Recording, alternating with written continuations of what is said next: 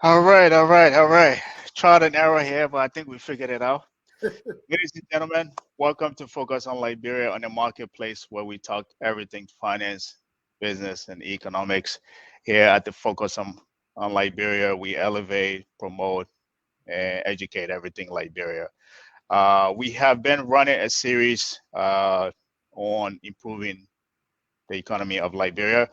Last week we talked about electricity. We had few guests. We had Larry. I mean, not Larry. We had Sam Jackson. Who else did we have, Alex? I think we had We somebody. just have Sam Jackson. Yeah, we just had We Sam have Dehpue in the background. and William on the show as well. So today, this is the second, 2.0 of that, and today we're going to be talking about infrastructure. Infrastructure. We know the infrastructure is the backbone of every economy. Even in the United States, here we're talking about that.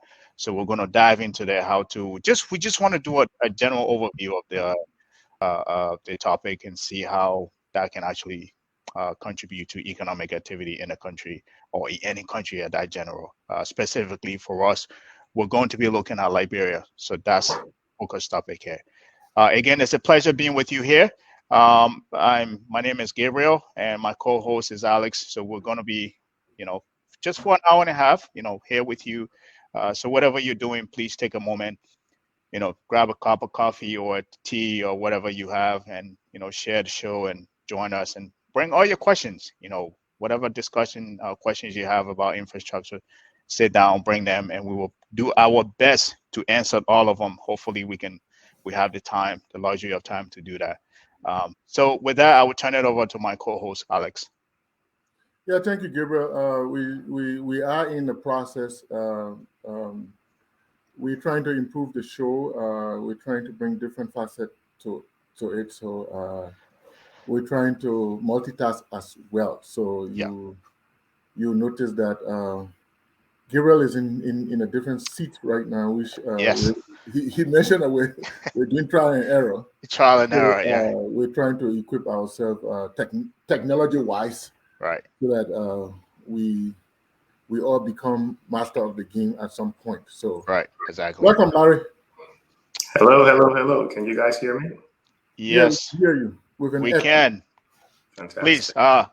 Again, thanks. I know we actually missed you last week, so I don't know if you were listening to what we said. This is the second installment of this whole series that we're doing on improving the economy of Liberia by looking at different areas of the economy. Last week, we looked at electricity and the energy sector. So we had Mhm. Samuel Jackson and William, who actually worked in the field. So today we want to look at infrastructure.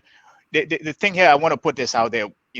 Our research, we didn't do a lot. I want to put this out there. We didn't do a lot of research. So, so this is why it's going to be a broad general discussion on that.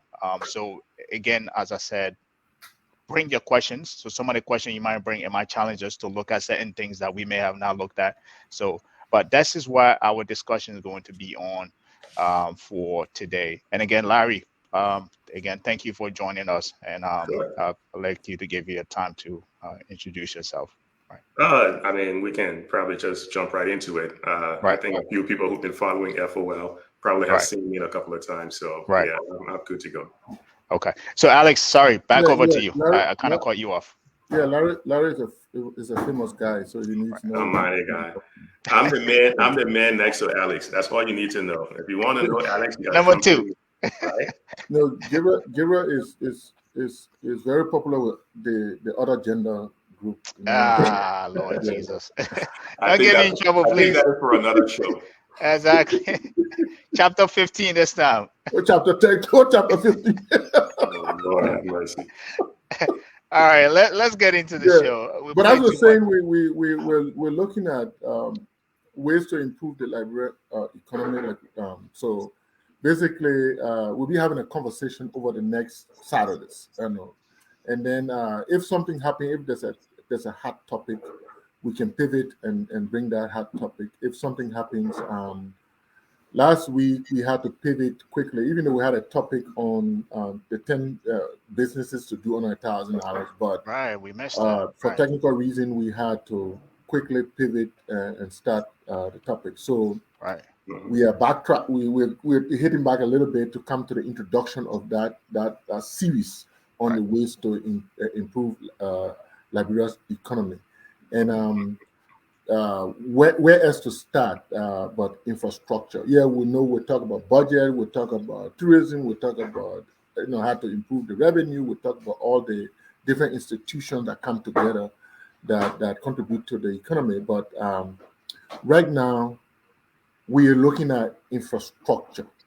So maybe but in the meantime, we also want to introduce something in the show, say from the beginning. We have our sister program, the Tough Talking Thursday. Yeah. The Tough Talking Thursday have something towards the end of the program. They have something they call the Tabata, right? And Tabata, T-A-B-A-T-A. That if the spelling is right, in the crew language, Tabata means foolishness. Some people will call it, American people will call it BS, right? Right. One of my professors would say Borek. So it means in that context, it not necessarily mean foolishness, but in the context of the Tough Talking Thursday, it could be what is funny or what something what trending. Yeah, it could be what is trending. It could be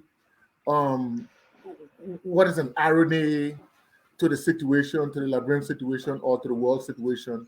Right. Something like that, or what is wow, how could they have done this? Something that kind of stuff. So we want to introduce something like that on this show, but we're trying to look at it, whether it will be an icebreaker. We don't want to call it Tabata, whether it will be an icebreaker, something within the economic, finance, or business arena that sounds like an owl.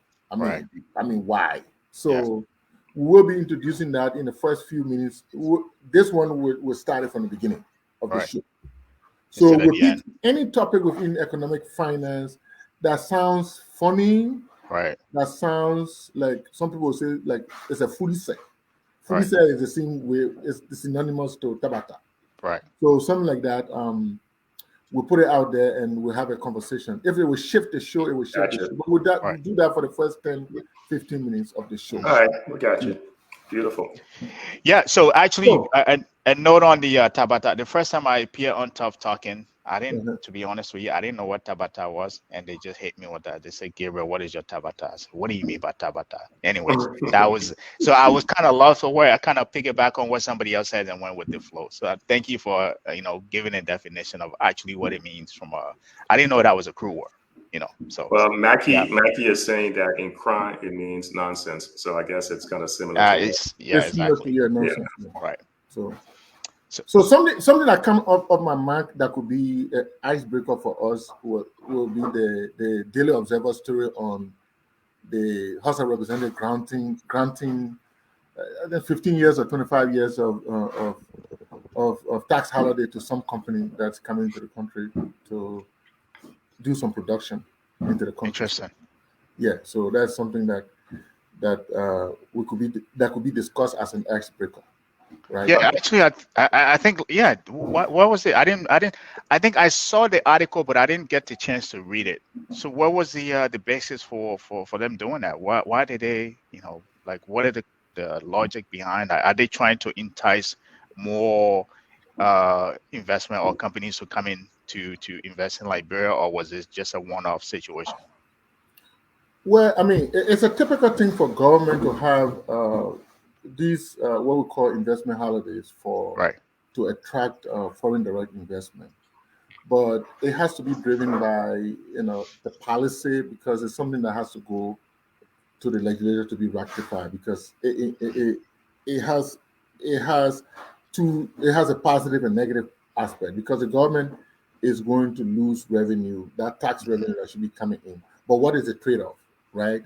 So a company could have a policy or legislation, right, that says that we'll be granting, in order to attract foreign direct investment, we'll be granting different incentive package. It's a whole package, right?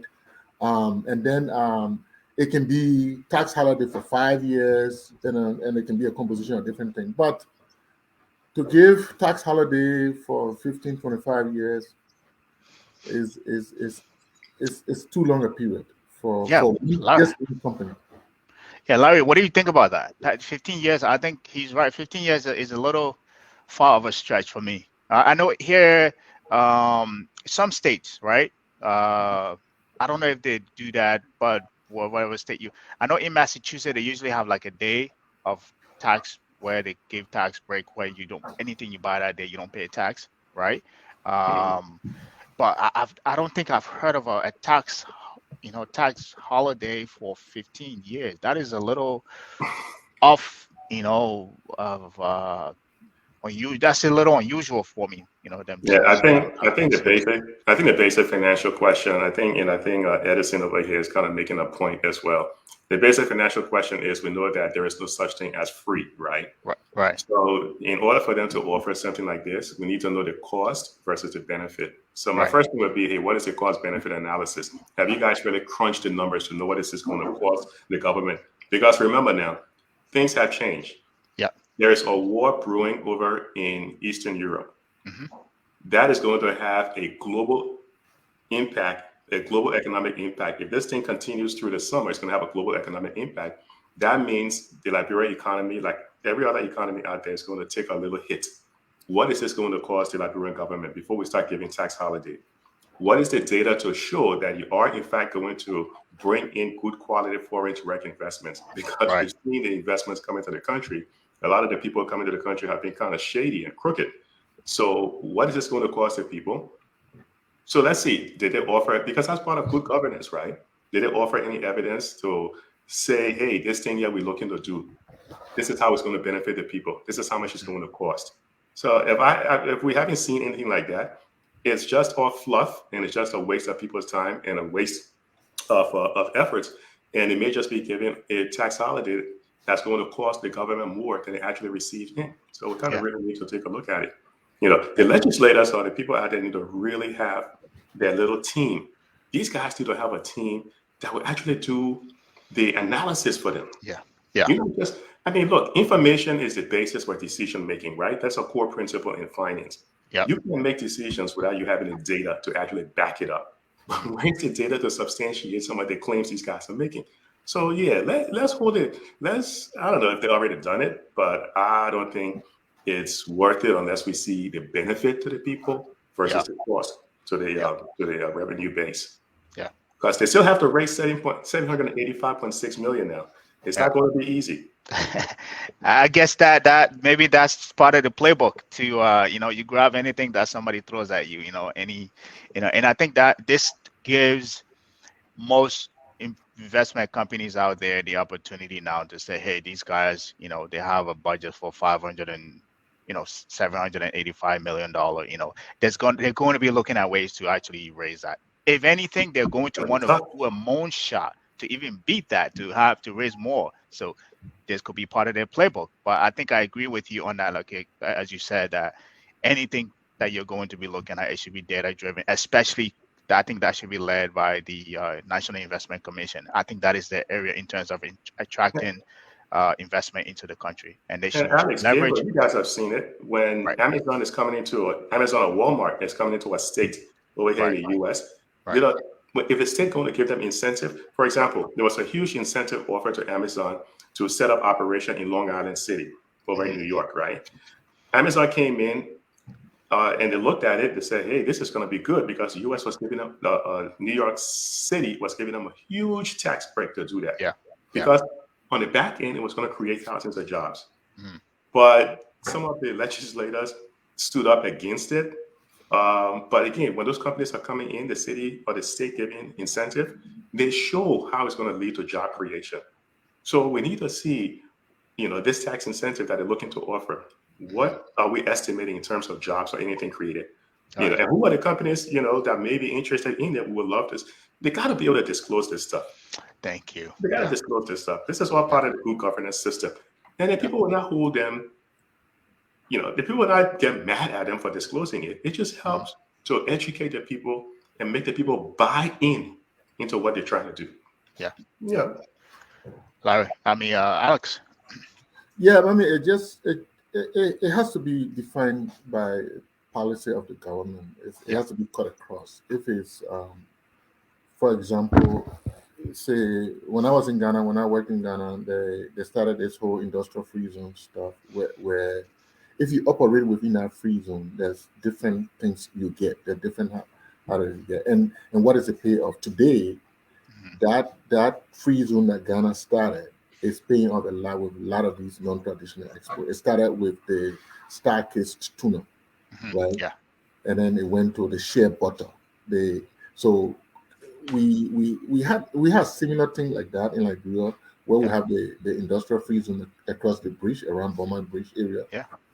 These things were there. They're already there. It's not probably this government is not trying to remake the wheel. Those things are Yeah. there, but Yeah.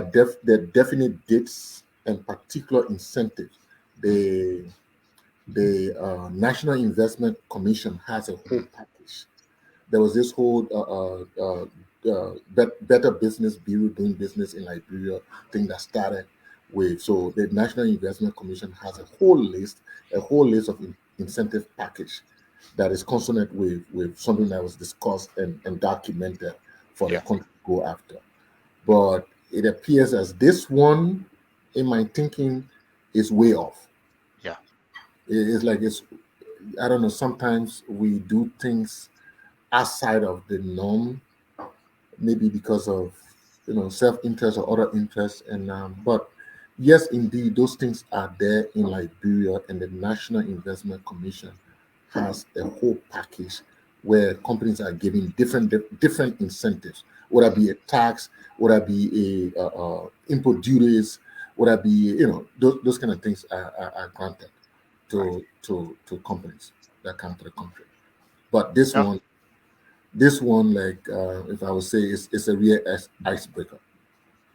Yeah. Mhm. No, thank you. And I absolutely agree with you both.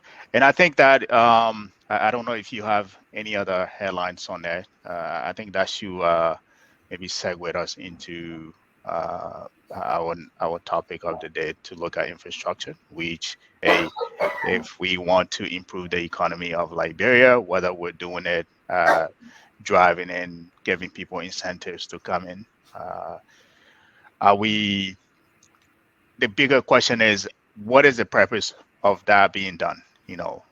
Infrastructure, when you're doing any infrastructure in any country, it has to have some level of it has to have not some level, it has to have tangible impact on the general population, for long term. So I think with that being said, I think we should, if we don't have anything else to talk about in terms of this Tabata or, Raleigh, No, we can jump in. We can jump into we infrastructure. can we can jump into that. Yeah. So before we jump in, I want to give us a few background here, and this is from a global. I'm looking at this from a global standpoint. We can break this down.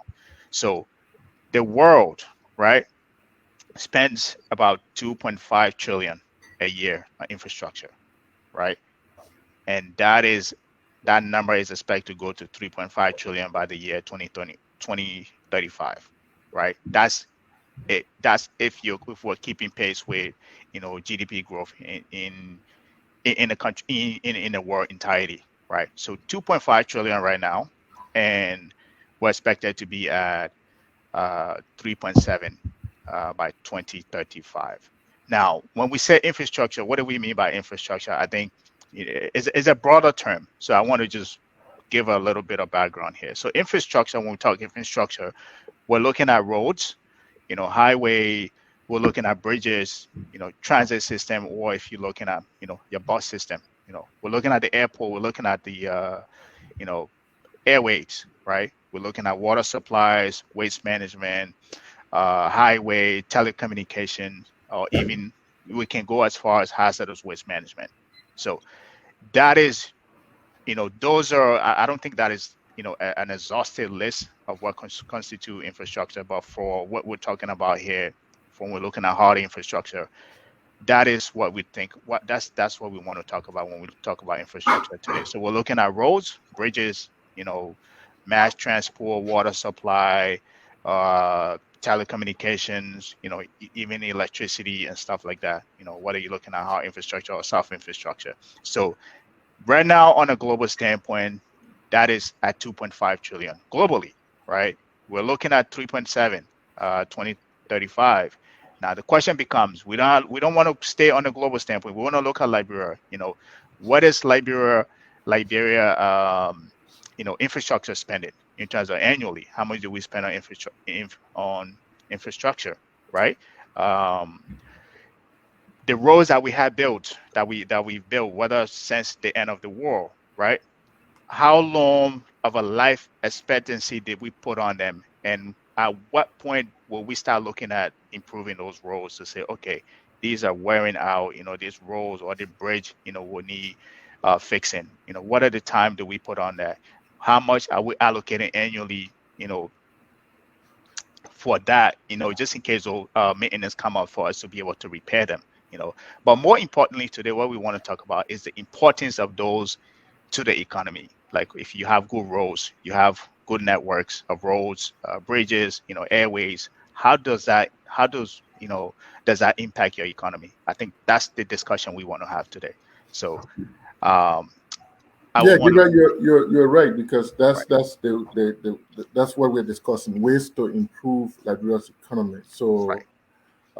the question that as you were speaking, and you in your conclusion you answer my question. The question that's in my mind is how this whole infrastructure, the composition of it within a Liberian context. So we're talking about energy. So Right. energy could be oil, say, gas, electricity.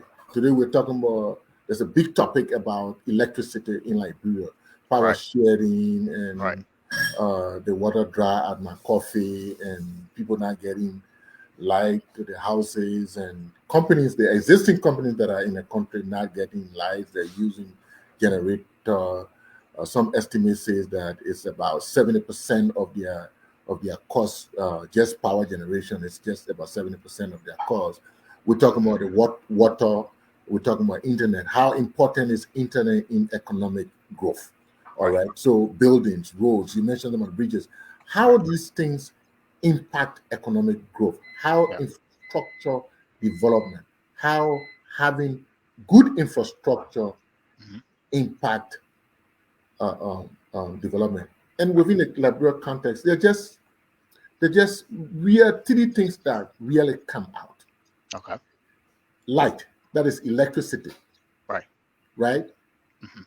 Internet, Right. and then having roads, a good road network. Yeah. But for me, electricity is number one. You can have all the roads, Right. because you need the internet, especially with the world order now. Right. Everything is driven by the internet. Right. So, and you need electricity to power the internet, of course, to Mhm. power the backbone, the network, and all that stuff. Mhm. All the different towers and all that stuff that contribute Data centers and all of to that. to Right. internet. You need Right. all that to that. And then we then come roads. We're talking about farm to market road. We're talking about road network from different areas.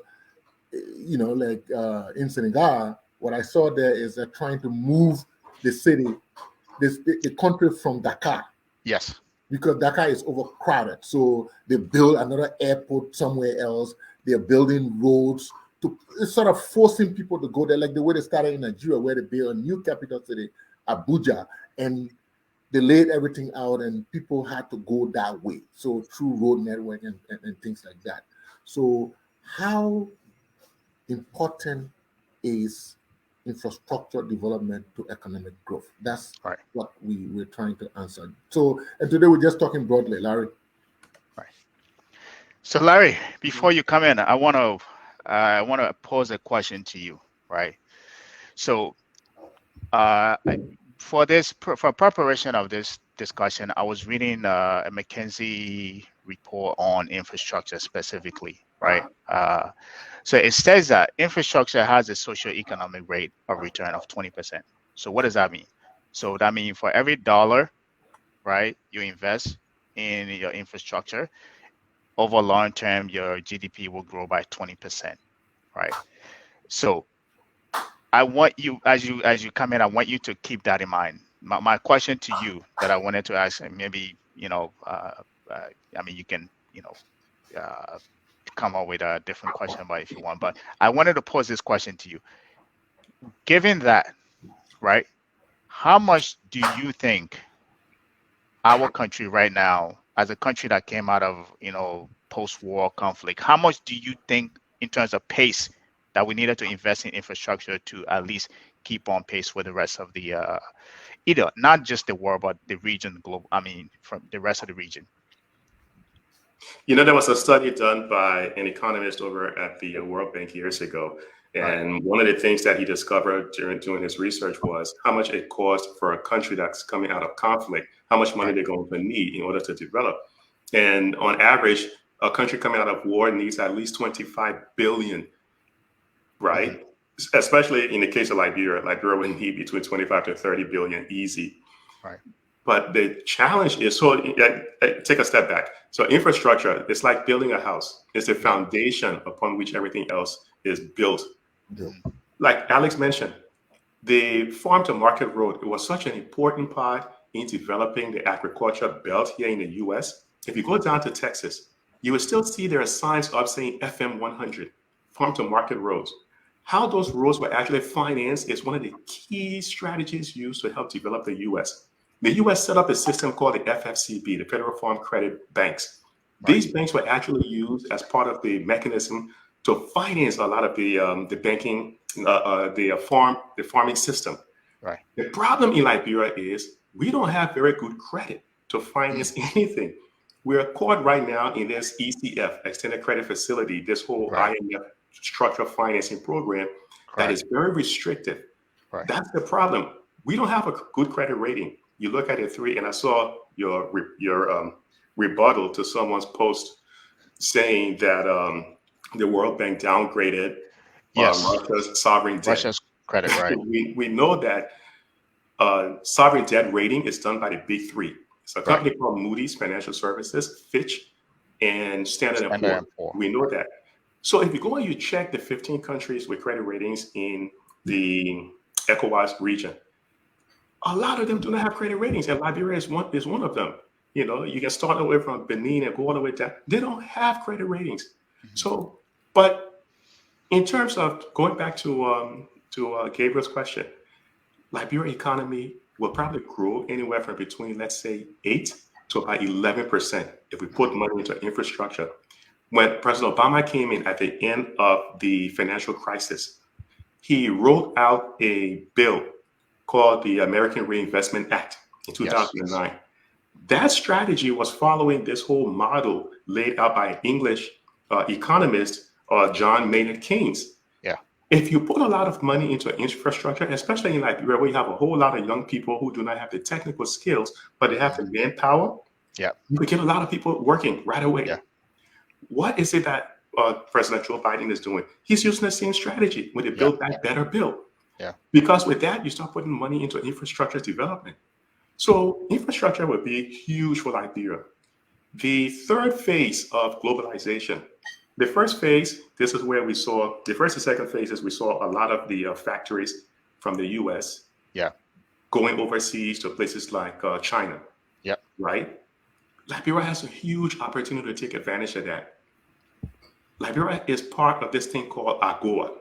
AGOA, the African Growth and Opportunity Act.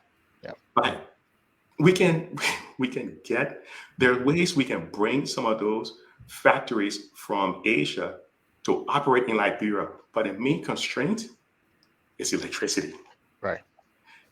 Right now, this is why a landlocked country like Lesotho, a landlocked country, is doing so well in terms of clothing. Mm-hmm. We have a lot of young people in Liberia who can sew. It would be easy to kind of get those people into sewing and things like that. But we really need to sit down and rethink how we can get this thing started. So I don't want to get too far off deep into No, go ahead. That's why we're here, right? But and again, this is stuff that has been studied. This is why I like to look at what he did when I have conversation with someone like George Fambule. We discuss some of these things, right? Because one of the things that he's always posting on social media is that Every major problem that is already out there that exists, someone has already tackled it. Whether it's Civil War, the Americans had their own revolution, 1776. They had Civil War. They had revolution from the British Empire, but they got all of that resolved. It wasn't until the late 1800s, like around 1882 or so, that New York City started putting in street lamps. By December 23rd, 1913, Woodrow Wilson signed the act bringing in the Federal Reserve System. You need to build a financial system to finance some of these big infrastructure projects. Amen. My man, Emmanuel Jackson is right. We're spending about 80% of our budget on recurring expenses. Right. Joe Biden said, don't tell me what it is you're going to do. Show me your budget. Right. And I will tell you what you're going to do. Right. We need to kind of look at the budget, where we're going to put this money. Is it in solar panels? Is it in wind farm?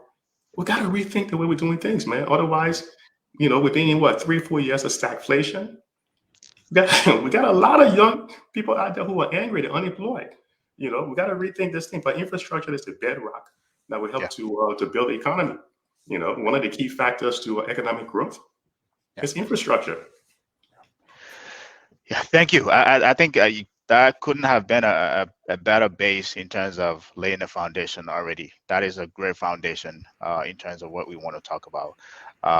I couldn't agree with you. I always tell people this story. In Massachusetts, there's a town called Fitchburg, right? There's a German guy, German engineer, like he has a factory there. So he was looking, he, myself, and another gentleman, we were looking to building, PVC pipe, right? The one that you do with water and construction, right? He was looking at Liberia to bring a factory in Liberia to build PVC pipes. Every angle you can think about, whether the L shape or the elbow, to build those right, the factory right in Liberia. He was going to import the equipments there. One of the challenges he looked at first was the infrastructure, the roads. He said, Gabriel, if we bring this into the port, how, I'm looking at maps of the road, how are we going to even bring it to the site? And we spent I think a week doing research before we could meet with the guy. The opening question, he said, man, I didn't know you had your electricity was the most expensive on the continent. Why is that? Right? Before we even sat down, he said you pay 35 cents per what is it? I think kilowatts. He said the rest of the country are 3 times less than that. Why is that? He said that alone, even if we're making profit, that alone will eat into our profit. So pretty much everything that will be manufacturing will just be going into the cost of electricity. So again, a fundamental hindrance to bringing people to like we call it the startup ecosystem in Liberia. This guy wanted to build a factory right in Liberia. I told him in terms of land, we don't have to worry about land. Let's look into the other thing. But the hindrance that was there was the roads and the cost of electricity. Now that the cost of electricity has gone down to, I think, 24 cents, right? Maybe he might give it a second thought. But that laid the foundation onto what we're talking about today. Like, if you don't have those things figured out, there's a zero chance that you will be able to attract other people out there. And that might lead you into, giving people 15 years of tax holiday, because right now you're pretty much operating out of a desperation mode in terms of from a strategic standpoint. So I want to leave it out there. Growth would be slow if you don't have some of these foundational elements. Right. Growth would be very slow. And you know what is so scary? The population of Liberia is one of the fastest. The growth rate, the population growth rate in Liberia, it has been coming down from about 4.5% to around 2.3, 2.4%. But remember now, we have a very fertile. I mean, the young girls are having, on average, I think the data from the World Bank said between 3 to 4 kids. And that's a very high percentage. Yeah. In a lot of the developed economies, like if you look at Norway, you look at Iceland, you look at all those countries, it's less than 0% in terms of the population growth. What that means is you have a lot of young women who are actually in the workforce, right, as opposed to staying home. And that also helps in terms of the development. We need to get them. The president of Ghana even made a statement in reference to that. He said, look, women are not here just to have babies for you. We need to educate them and put them in the workforce to help develop the country as well. But we don't have a balanced society where women are given equal opportunities as the men, and we need to rethink that. So let me bring it back to you. Alex. I just wanted to add to that. We have a youthful population because up to our population up to 35 years old is about 60%. Yes. So definitely our population is growing. It's youthful and with a youthful population, there's a lot of things that can be done with a country like that. So you are right. When I put these the whole infrastructure thing into different categories, electricity being one of the keys. I remember back in the day before the war, when I started working in auditing, I worked at there was a factory somewhere in Ghana's they call it the Union Glass Factory. Union Glass. And doing that, I was young then, but doing that audit, I saw that one of the things I did some expense analysis and stuff, and I saw that to have a factory anywhere in any country or anywhere, that factory consumes a lot of electricity, a lot of energy, right? Because you're talking about making glass those days. Now we don't have a lot of factories, but they consume. So if fast forward to today, if you compare that to places like Metal Steel and China Union and even the companies that are producing the plastic in Monrovia today, the consumption and some of the studies speak that about 70% of the cost of production or cost of doing business in Liberia, whether it's a factory, whether it's a shop that is just selling spoons and knives and whatever, or selling small wares, the cost of generating power is about 70%. Just because, like Gabriel, like you mentioned, just because one, the cost of the electricity is high if you have it, and then if you don't have the electricity, the cost of producing light through generators and other things is also high. At your personal home, it costs about $200 to $300, depends on the size of the home. It costs between $200 to $300 up to $400 a month just to run your generator, as opposed to paying $50 for the electricity. If you have the electricity in Liberia, is the prepaid meter, you can put $20 there or $30 there and survive for a month, right? But in the absence of electricity, the costs can be exorbitant. So it's having electricity in a country is very important to economic growth. No, thank you. This next question that I wanted to pose to both of you, it goes back into something that we're currently faced with, right? So you guys are aware that we're food insecure, right? However, Lofa, I think Nimba and Bond County, those are supposedly the breadbasket of Liberia, right? So that's why we consider the breadbasket. I think you guys can keep me honest if I'm right. There might be additional counties, right? Now, when people say we're food insecure, I tell them, I say, listen, the reason why we are part of that, a bigger percentage of that is because we lack the infrastructure to connect those counties to one another, like the roads, the internet connectivity, all of that, right? One of the things that I see when I go to Liberia, I always travel to those villages. Like if you go to Bong, they produce a lot of food there, and I've never been to Lofa and Nimba, but I heard that's where the other, those are the other two other food baskets, right? The challenge that we have there, it's what we call access to market. So those people the people in those areas, they farm a lot. Like matter of fact, most of their lives is pretty much subsistence farming, right? But even anything they produce in addition to sustain themselves in those county, They don't have way to sell it. They can only sell it to people in those counties. They don't have way to export it, efficient transportation to export it, let's say to Monrovia or the other counties that may not have the capability to produce more foods, right? How do you guys think, what do you guys think will be, I think I need to reframe this question. No, I got you. Right. What do you guys think should be the next president's 3 priority in terms of improving this infrastructure problem? Should we look at roads, internet, and lights, or should it just be, focus on the, the soft infrastructure part of it? Let me start. Larry will come in. Let me start answering that question by referencing what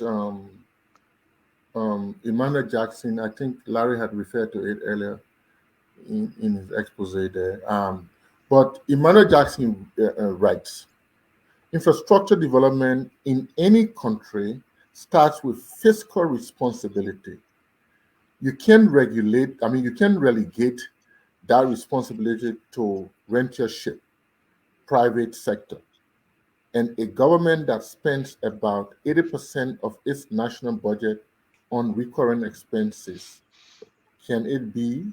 Electricity is the first and foremost initiative to modernize infrastructure in Liberia.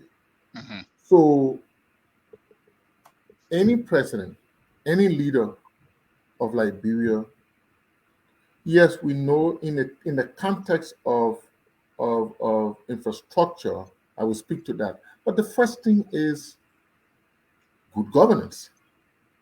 You have to provide good leadership. And once you provide good leadership, once you can fight corruption, all these things shall be added.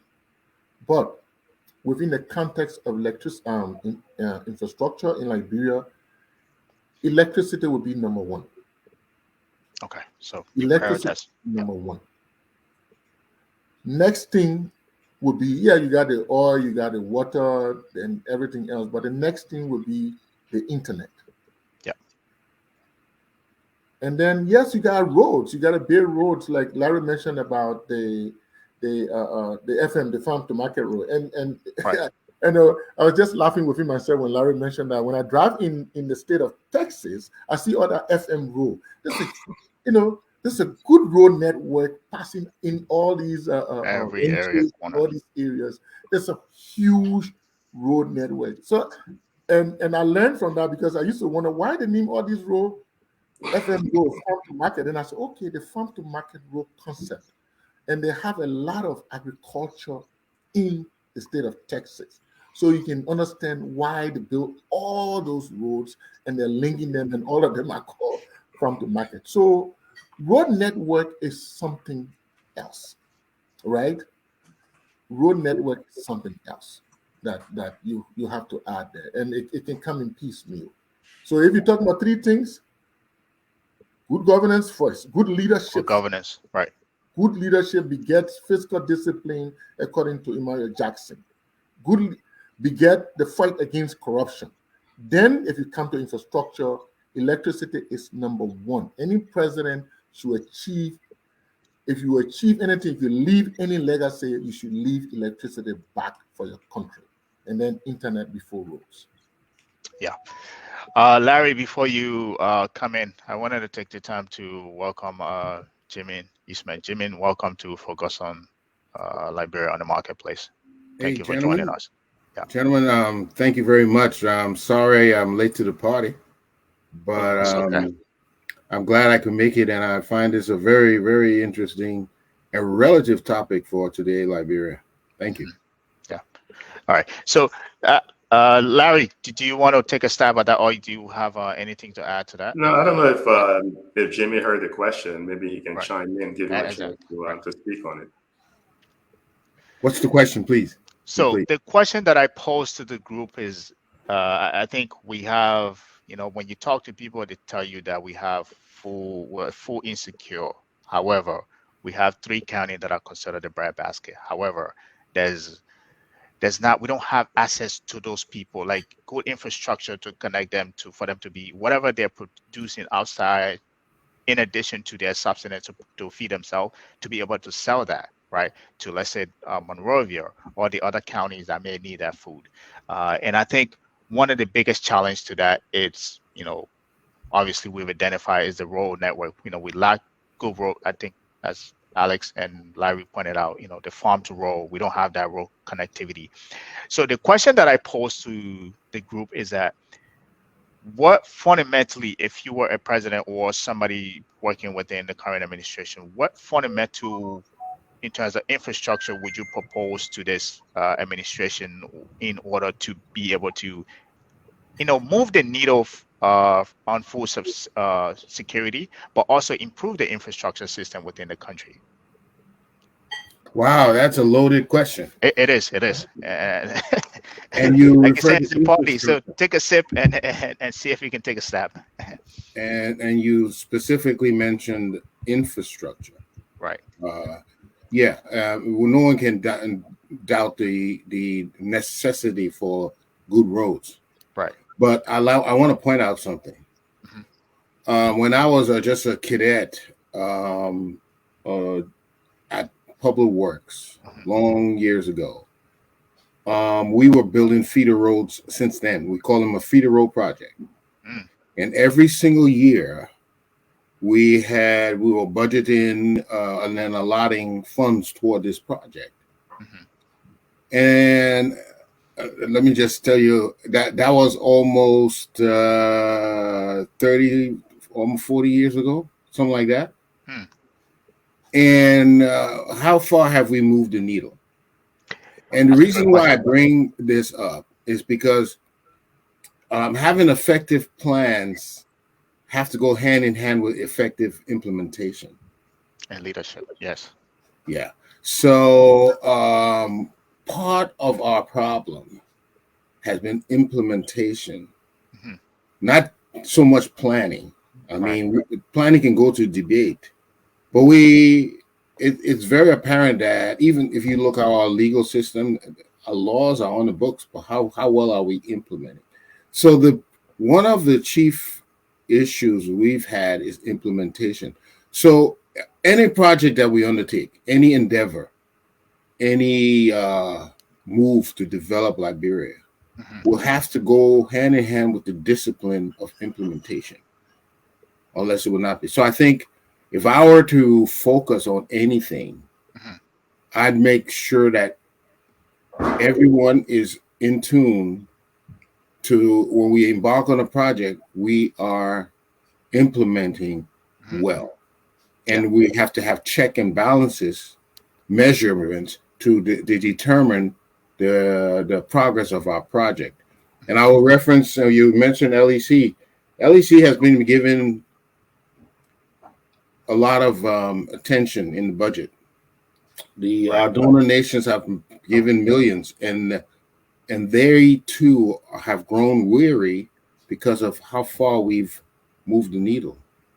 So until we have mechanism in place to measure and looking for it being a part of our project success, until we have those mechanisms in place that will measure how far a project is going, whether a project is working or not, we'll just be spinning our wheels. Yeah. Thank you, Larry. Great point. So if anyone is to succeed, what should they actually focus on? Yeah. You should start with the rule of law. I can't think of a society that has developed without the rule of law. It's just not going to work, right? You may grow, but it would be at a much slower pace than hitting your maximum potential if you have the rule of law in place. This day and age, you need to be able to feed your population. If you can't feed your people, they're not going to have the strength to help grow your economy. So the population needs to be able to feed itself. Yes. It's so crazy. We have, like, out of the 5 key factors for economic growth, we have about 3 of them. We have the labor, because we have a very young population. We have the labor, and we have the natural resources. That one is a given. We've seen it, and we have access. We're not landlocked like some of the other countries in Africa, and even to a certain extent, we don't have really bad neighbors. I know we have some issues over in Ivory Coast because a bad neighbor can really set you apart. Because if you look at Ethiopia, for example, that was one of the fastest growing economy in Africa until this whole war that is going on right now with the whole Tigray, right? So, there are some countries that are landlocked that have been doing extremely well. But that's because, again, they're not surrounded by bad neighbors, like Botswana, for example. Botswana has done extremely well. In fact, they're a middle income state. They have done extremely well because they're not surrounded by some really, really bad neighbors. But other countries in Africa are surrounded by bad neighbors. So yeah, definitely the rule of law is important. Technology is so significant because, on the healthcare side, what is it costing doctors to get information? Using the current, the data, how much they're paying for data to get information is so expensive. You need technology. Countries like Singapore has no resources. They don't have a fraction of the resources that Liberia has. But why is Singapore such a big financial hub? It's all because of the technology advancement Singapore has made. Hong Kong is just nothing but a rock. But Hong Kong is doing extremely well because, again, technology. So the program that USAID started with Alphabet, the parent company for Google, there's a project there to bring internet in all of Monrovia. So when you're driving around Monrovia, you see people with shovels sometimes digging to put down the fiber optics. That project is so slow right now because we're doing it the old-fashioned way rather than bring in some mechanical equipment to plant those cables rapidly. We're doing it with shovels, but we do need internet access. And like what Lawrence Powell is saying here in the chat, any president needs to also improve the credit rating. No system, and I said this, and a couple of people from the government were saying it's not possible. I can't think of a country that has done extremely well without building the financial system. You need a way to transfer money from people who are saving it to people who want to invest it. A lot of the electrical system, the electric grid that you see in developed countries are is a public-private partnership. Yeah, exactly. The largest electric power company here in the U.S., one of the largest, is Consolidated Edison. They run Con Ed over in New York. It's a privately owned company. Governments are not very good at managing public resources. They're not very good at managing anything.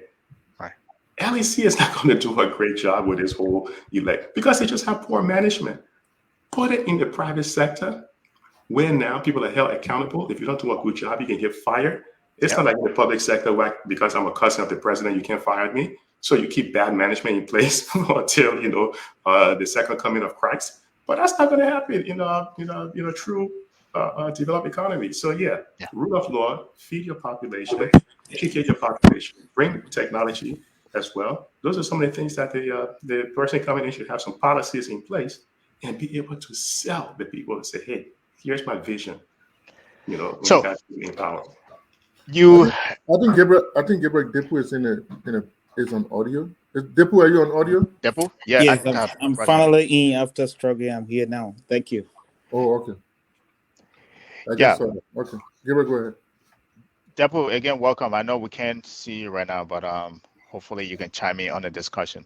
Larry, I think you keep alluding to the next segment I want to go into, which is, in as much that we think these are the priorities that the government should have. I think you and Alex, and I think Jimmy too alluded to this thing.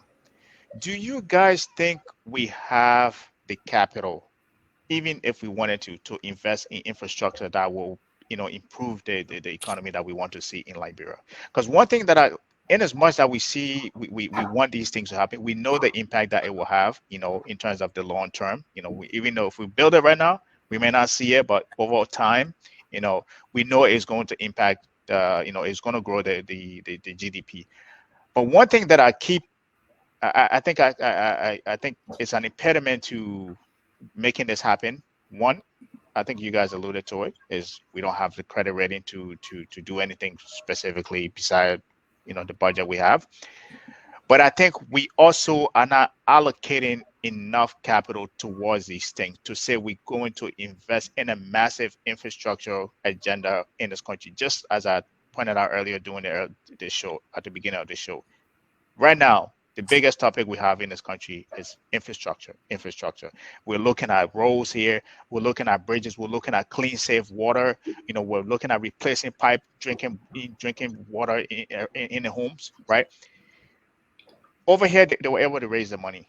And I think one of the biggest, and you guys can correct me here, one of the biggest challenges that we have in Liberia is, in addition to the poor management and the wherewithal and the good governance, and to do that, is to be able to allocate or raise the money or the capital to be able to invest in that infrastructure.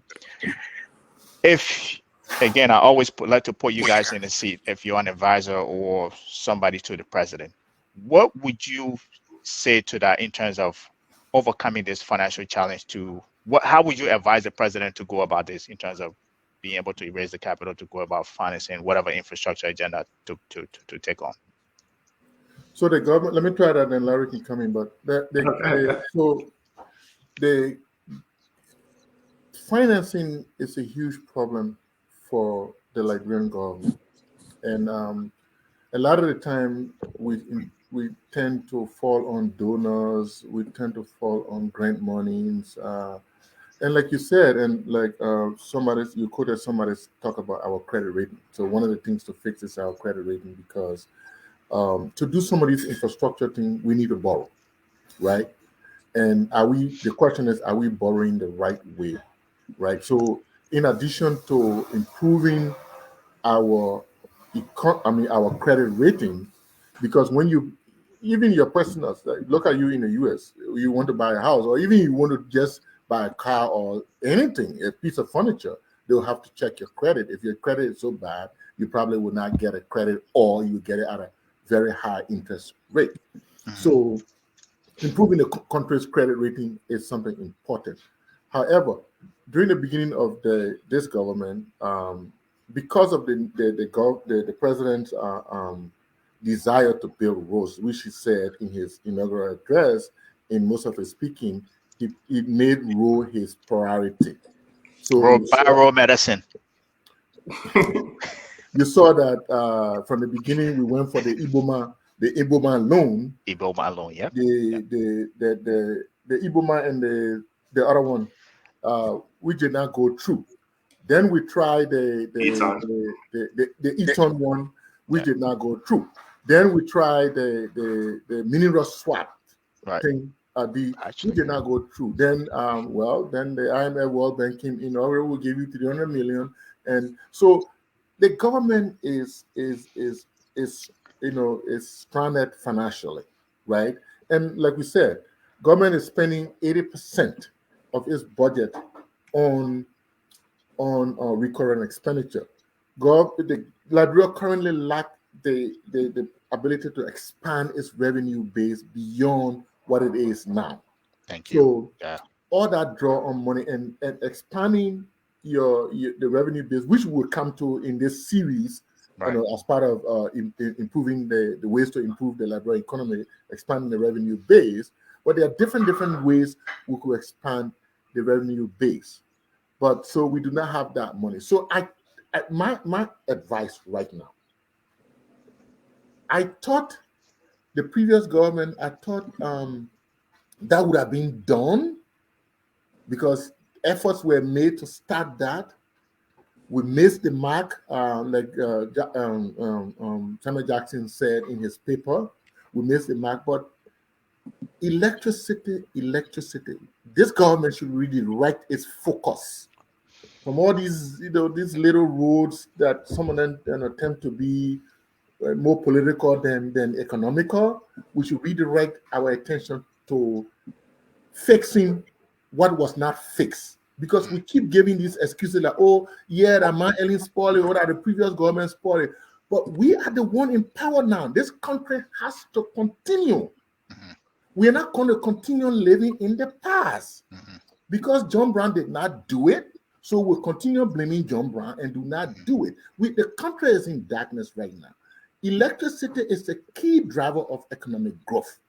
So if we continue to blame the previous government and we don't face the fact that we are in charge now and we must fix what was not fixed before, or we must fix what is spoiled now, we ain't going nowhere.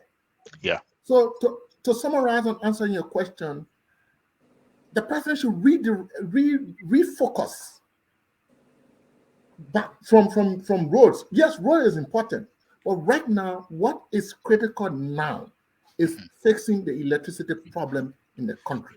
Yeah, that's how we answer the question that the president should refocus on paying more attention to electricity. Yeah, thank you, Larry, and then I'll go to Jimmy, and then I think Dehpue is in the back too. Then I'll let Dehpue come in to comment on that. Yeah, so you can have all of the great ideas in the world, but it's all meaningless in a capitalist society unless you have money to pay for it. The problem the government is facing is raising the capital to pay for all these grand ideas. Even in the president's annual message, at the very end, he was talking about the 23 million in SDR they received from the IMF. When you're in that kind of structural financing program from the IMF, you're limited in terms of what you can do. SDRs are not free money. Like the president alluded to, the president was saying it's like free money for good governance. It's not free money. You have to pay interest on that money. Yep. Even to a certain extent, the American, and I know this is probably not the case, but depending on how much SDRs are out there, the American government, if you're using your SDRs for USD, of course you can, there are 5 currencies in that basket right now. I don't think anyone is going to be using the SDR for Chinese yuan renminbi, but even for euros. But if you're using it for US dollars, the US government to a certain extent may even sell US treasuries, right? In order to raise some money to give you that USD, but that's probably not the case. So you can have great ideas to want to feed your people agriculture, boost the agriculture sector, do everything you want to do, but you need the money. Where do you get the money? Right. That is the challenge. So, we have the 6 parts in the financial system, right? Some of the key parts are you need financial instruments. What are the key financial instruments the central bank is using right now? Yeah, sure, the central banks are selling treasury bills, but they're selling it. It's under 1 year. It's under 1 year. But the financing you need has to go at least about 5, 10, 15, 20 years down the line. Yeah. A lot of cities and states in developed countries issue municipal bonds. Municipal bonds, yeah. We can't do that. We cannot issue debt instrument in Liberia because we don't have credit ratings. Yeah. And one of the key issues, because the thing that happened down in Mozambique when Michael Cheng raised almost $2 billion in financing and no one in the legislature knew about it, everyone got scared. So wait a second, we didn't even have the IMF said we don't even have information. How could the finance minister raise this much money and no one knew about it? I mean, of course, the people knew. The people who skimmed the money, of course, they knew. But yeah, so the problem with the government right now is how do you raise the money? Yeah, there are ways to do it. There are ways to do it. You can tap into the diaspora. Back in 2016, the diaspora remitted around $580 million. There's a huge opportunity to tap into the diaspora. You can issue type of a bond, maybe a 10, 15, 20-year bond that the diaspora can buy into. Countries like Rwanda and Kenya have explored that. The reason why you would tap into the diaspora, and this may scare the government of Liberia, because if you're moving money now between the U.S. and the diaspora would love this, but the government may not like it, especially corrupt governments. And I'm not saying, but the reason why they may not like it, when you're tapping into the U.S. financial system, you have to play by the U.S. rules. Yeah. If you start stealing and you start scheming, the U.S. can have you extradited and brought over here or placed on a sanctions list, and you can be arrested and indicted. Yeah. The diaspora would love to invest in some Liberian bonds because they know if you're using the U.S. banking system, you have to comply with U.S. financial regulations. So the big challenge is how do you raise the money? I hear so many people talking about, oh man, we need to do this, we need to do that, we need to do this. Where are you going to get the money from to do it? Right. When you're in a structured financial program from the IMF. Straight jacket. Yep. We have straight jacket. Yeah. So, and you can't depend on the NGOs, because right now, I think someone mentioned you have NGOs doing a lot of the work in Liberia. The money that the NGOs, the money that you said, the World Bank and all these They institutions take are it putting, right out of there. it comes right back out Yep. because the big 5 NGOs, the ABT Associates, the Tetra Tech, the FHI 360, all these guys, they are big players in the NGO world. They're the ones who are, the partners in health, children's international rescue. They win the contracts, bring in expats, and the money leaves the country. It's right out of there. So you don't get to enjoy it, Yeah. So when Liberia is receiving 3 to 4 billion in assistance from USAID over the years, there's nothing to show for it. Yeah. Financial. Larry, just to a point, the focus on Liberia is asking you a question specifically. Say, how does a country get a credit rating?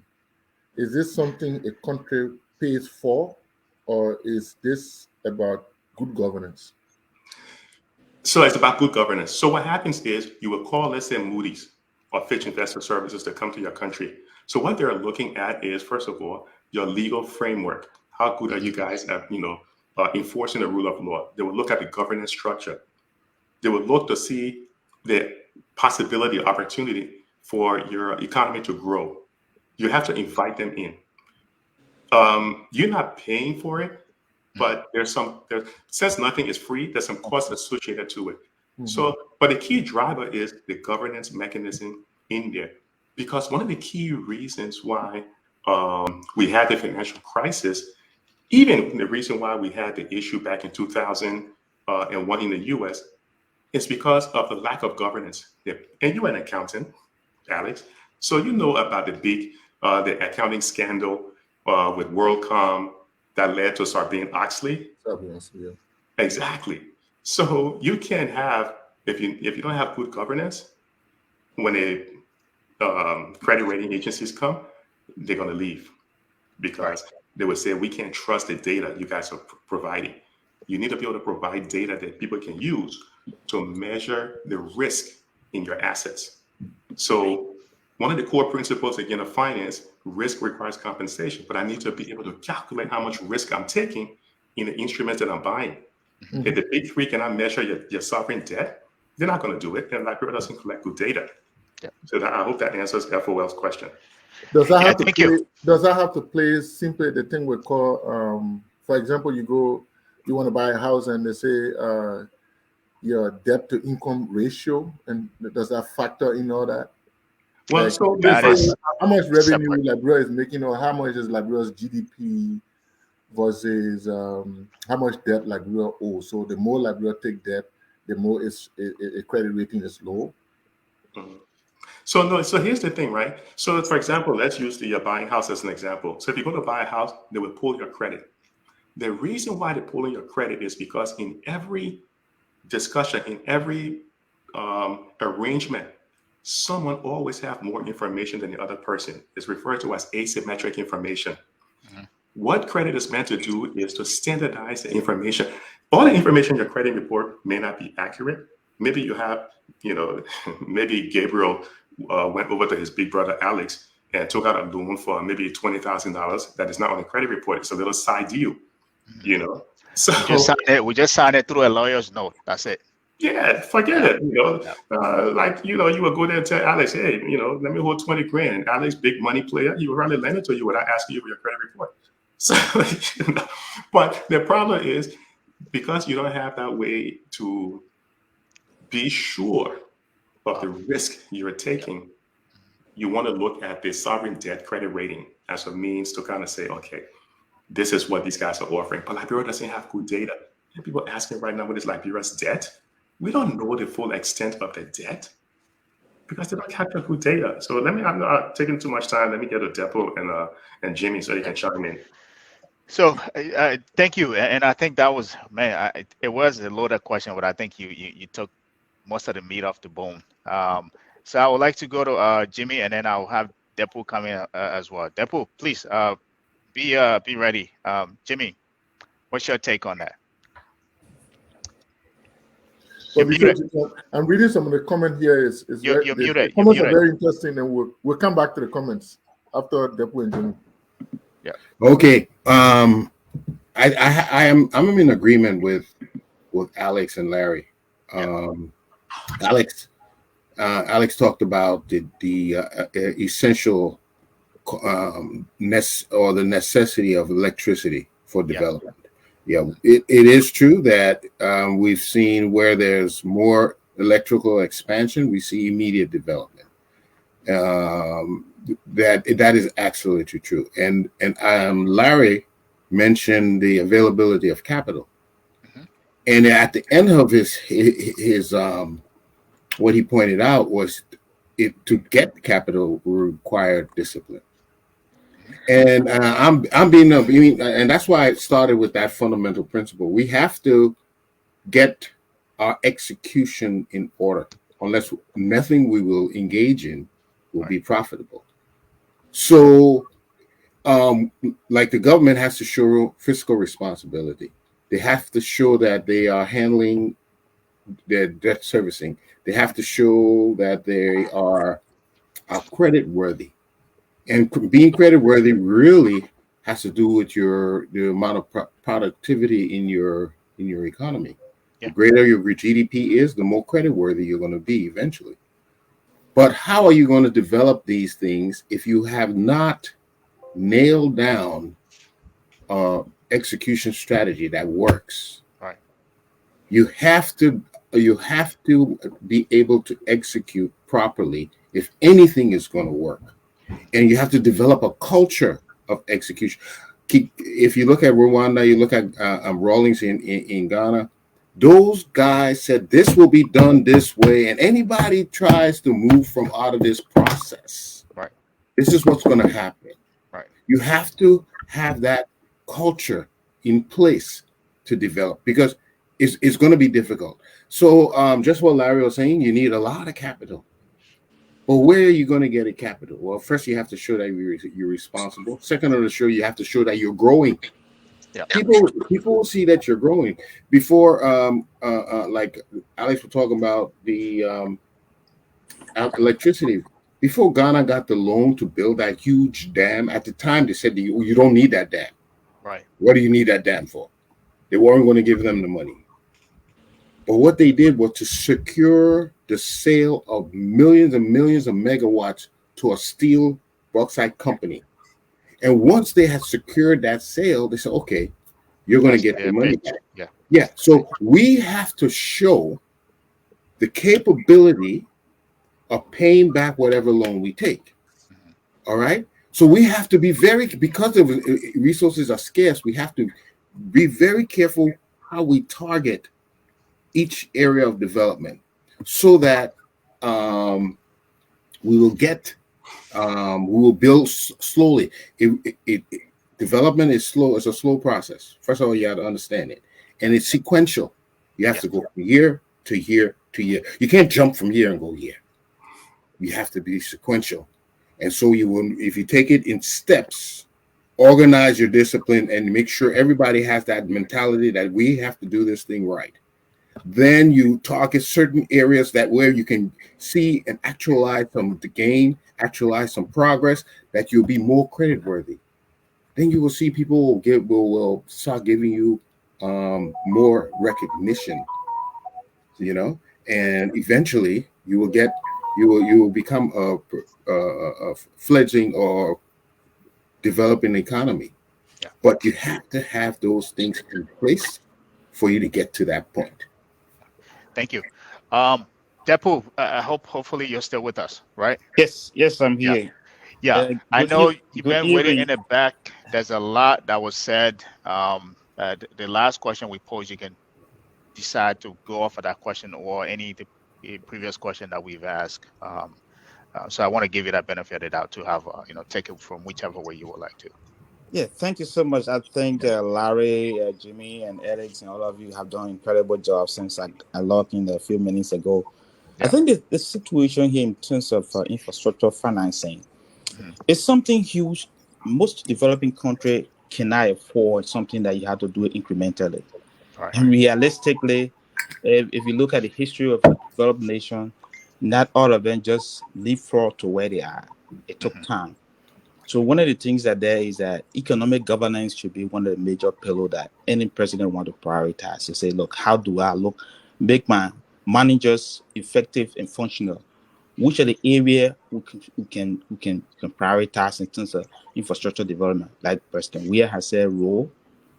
Then maybe the next thing will be ICT. You go there, and with that, with the development of this infrastructure, gradually you make budgetary appropriation allocation, and with Yeah. effective management, you anticipate some return. Assuming that we say, look, what could be our strategy of financing? Maybe we say good opportunity. Now you have what we have now as gas, tax that is coming now. Mhm. We have that, which of course is good, but how effective is it? How much income being generated? And that is targeted only for road maintenance. Right. And you now look at financing opportunity. One of the things that we've been doing all of the time is that Liberian government, whether this one or the past government, there's a problem of indiscipline. This financial indiscipline is a challenge. There will be extra budgetary appropriation and also expenditure at the end of the day. When Mhm. external partner look at even the one who gave aid, the question there is the utilization. If you're not responsible enough in just executing a little resources that domestic resources have been mobilized, how confident are you going to be, or the partner will have a confidence in you to say, I want to invest additional cash from what you're doing. Sometimes they can do a matching grant. If you're able to, especially so what we have now is, look, you can match any amount you raise from the gas tax for infrastructure. But in the end, the problem we face right now is that even the amount that was raised have been misapplied. So it becomes difficult for partners to come in. One of the things I think I listened to Larry is that, look, financial institution going outside in the country to have a bomb and all the rest of it. It also depends on the infrastructure and also institutional framework. Financial institutional. Look, the Central Bank of Liberia itself, is there any way of its restructuring its own operation with commercial banks to strengthen the financial services in the country? You still have challenges in country. How do you go domestically? It will be difficult. Credit rating, that goes to credit rating. So, in all fairness, leadership and competency in terms of economic governance is one of the major constraints we have. Liberia is not the only country that going through the struggle. I listened to President Paul Kagame before. In Yeah. fact, the first thing Rwanda did is that they started the development with aid. Their aid policy was clear. They structured their aid policy in such a way that every organization coming in, they identify the region and the priority for the region and give it to Right. the aid donor and say, look, you have to do this. And they will come up with their own plan and say, government will finance this percent, and they do the distribution, they do the matching clearly. Right. And these were all articulated in their national plan and were executed. They have a performance-based, work they were doing, ministers, and that were purely on economic governance. And focusing on that will help any country to grow. And that's a trust building right there. Mhm. How do you do that? And so ensure that you have the qualified, officials in charge of policy making. They must be disciplined. And that's what we need in Liberia. Sometimes I would say, in terms of plan, we have a lot of plans on the books. The one Toba did, the one Dole did, everything you look at it, but execution is our challenge. And you need Yeah. to have a team of good managers, especially when it comes to economic governance. Yeah. Yesterday, I think we were discussing, they were discussing something on LEC in Morovia, and I logged in to listen. Everybody keeps saying we should privatize LEC, privatize almost all the different. It's a very good strategy. But how the private firms in the country performing? Look at the multilateral corporation that are operating in Liberia.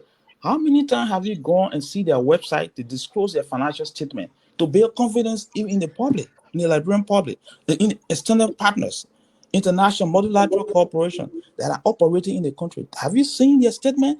No. So Liberia will need to be transparency is a serious challenge for us as a country. So it's not only about private companies are there. But how well are they performing? And how do you track their performance to make external a partner to come in to increase when there's a limited financing opportunity that they can boost them up. No way. So it's something we need to be very realistic with ourselves and say, look, good leadership is the way out. In the rule of law, some of the banks in the country, they cannot get their money out because there is no way that the commercial code is not effective. Right. You know, so I'll just stop here for now since I'm just logging in. Yeah. No, thank you. I think that is one thing that I think that is, echoing that I heard from Jimmy, I hear from Larry, and all of you is that it starts with good governance, right? Everything starts with good governance, and I think for me, in as much that I think a plan is needed, that plan, in order for it to be executed, you need good governance to execute that. Um, I think we're approaching the timeline here, so I think we should maybe go to comments if that is okay with you guys. I'd just like to make one comment. Please do. To buttress what my colleague just said just now. Yeah.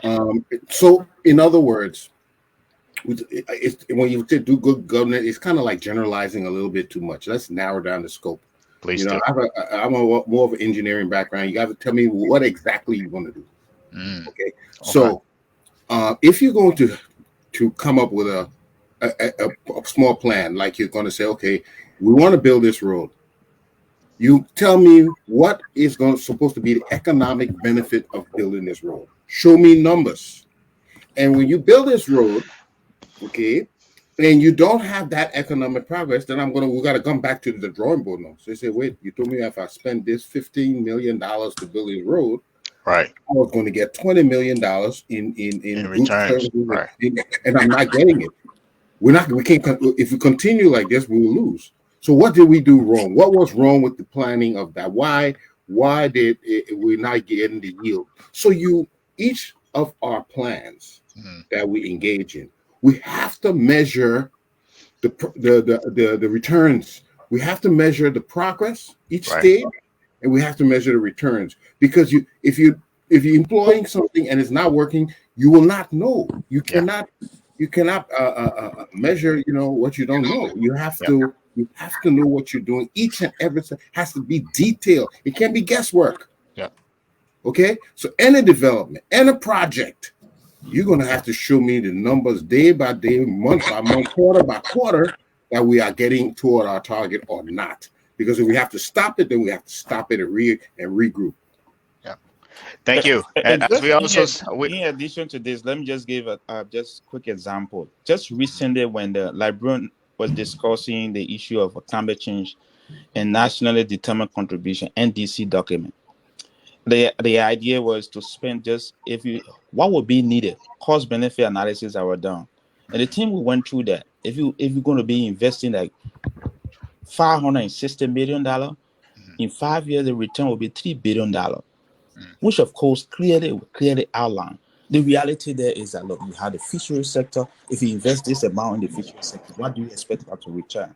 If you look at the forestry, so these are things that you need to look at carefully and say, look, how do we have a manager, have economic governance? How do we have a good manager to make sure that they are more accountable and transparent in dealing with all of the investors that are coming in the sector? And you have the climate in terms of carbon, opportunity for carbon credit. What do you have? Other countries are doing. We have the forest. How do you translate this thing into real financing opportunity for the country? These are things that we need to be looking at as a country. We have enough resources, but how do we manage it is a challenge. Yeah. No, thank you. As we often said, you measure twice, you cut once. So, like Jimmy said, you got to be detailed about what you want to do, and then make sure when you're doing it, you have the ability to measure it, so that way when you say you're going off the path, you're able to catch yourself and say, maybe this isn't going right, as we initially planned.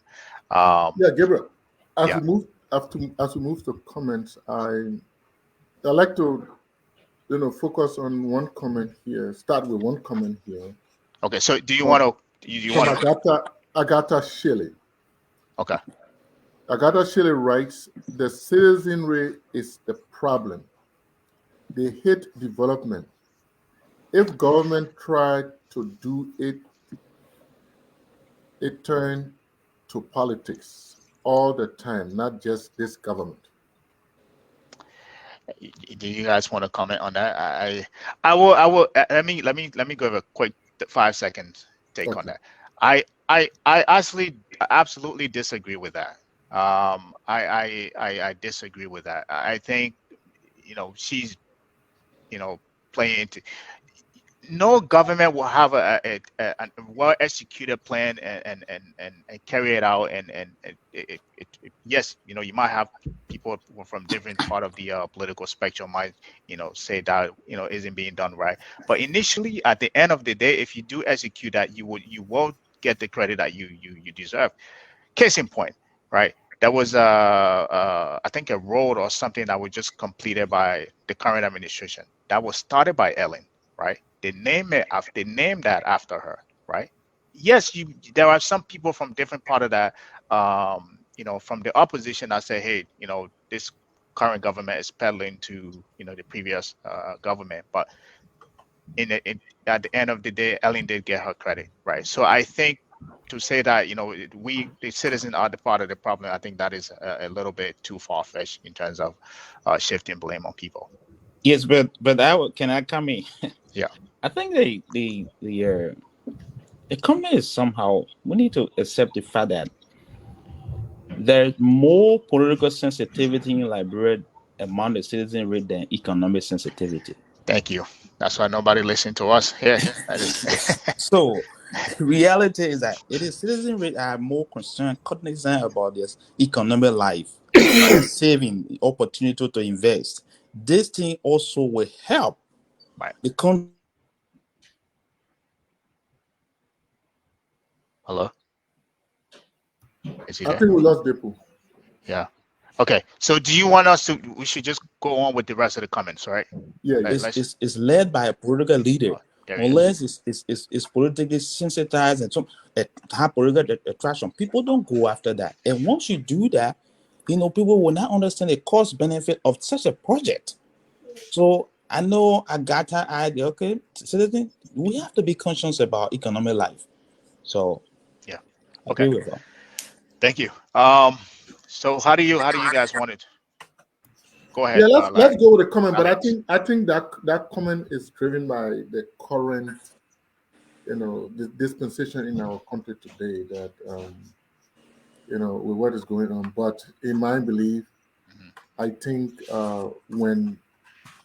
whether in your house, whether in your church, whether in your company, as long as you're a leader, once you set the tune, Thank you. the tune that is set, that's how the people play.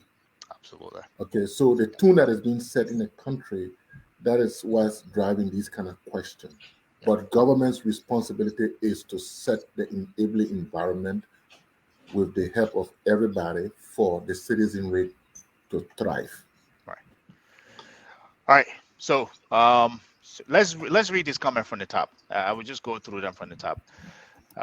We have Liberia. Is it Vani? Liberia Vani. See, I'm glad to be here to listen to great man. Larry, you got a fan out there. Well, I won't appreciate that comment on the stuff here. It's denigrating another platform, which we don't want to. I would advise that you move that. I'll just leave that the first sentence. I'll just read the first sentence. That's it. Yeah, right. No, we shouldn't bring that comment on. I will not advise that. I think I know where he's coming from. All right, let's go to the next one. We shouldn't do that. We have Yini Sa. Say, I hope Liberians are listening to these brains. Thank you, Yini. Hopefully, I'm pronouncing your name right. And then we have another comment here from Emmanuel Jackson. He said, "Can a Fed monetary system, Liberia, help develop infrastructure as opposed to having sound monetary policy, not engaged in seigniorage practice?" Practices. Do you guys want to comment on that? I think that's going deep into economics. He's talking about fiat money system and this seigniorage, this producing money. I mean, printing more money. The difference in the cost and other stuff. That's what he's talking about. Yeah, I didn't want to. Emmanuel Jackson has been a little cynical, but I get where he's coming from, because fiat money is just currency that is issued based on legislature. So the legislator can tell the central bank, hey, it's okay to go ahead and print this amount of money. But what Emmanuel Jackson is also saying is that the government may just be printing money just to earn the income. One of the most profitable things that a government can do is to print money, because it only costs pennies, right? It only costs pennies to actually print money. And he's just kind of suggesting that the government may just be printing money in abundance because the profit they earn from it is what they're probably using also as part of the budget. So I get what Emmanuel is coming from. But we're seeing what happens when you put too much money in the economy because of the relationship between inflation and the amount of money in the economy. We saw how inflation skyrocketed when all that money came into the economy back in 2018. So yeah, you can't just have central banks printing money just for the seniorage, because that's going to be a problem. We saw what happened with that in Zimbabwe. They were just printing when they got their hands on the printing press. Those guys just went crazy and started printing money. So right now, our inflation is around around 10, 11%. And there's a difference between core inflation and headline inflation. The government always like to mention a single digit, but they don't take into account inflation that deals with energy prices, food and energy prices as well. So yeah, I got where Emmanuel is going with that. Okay. All right. Can I add in? I'd like to know my colleague's opinion of this. For instance, now we see the increase in gas prices in the world, right? And of course, we in Liberia, we feel the pinch as well.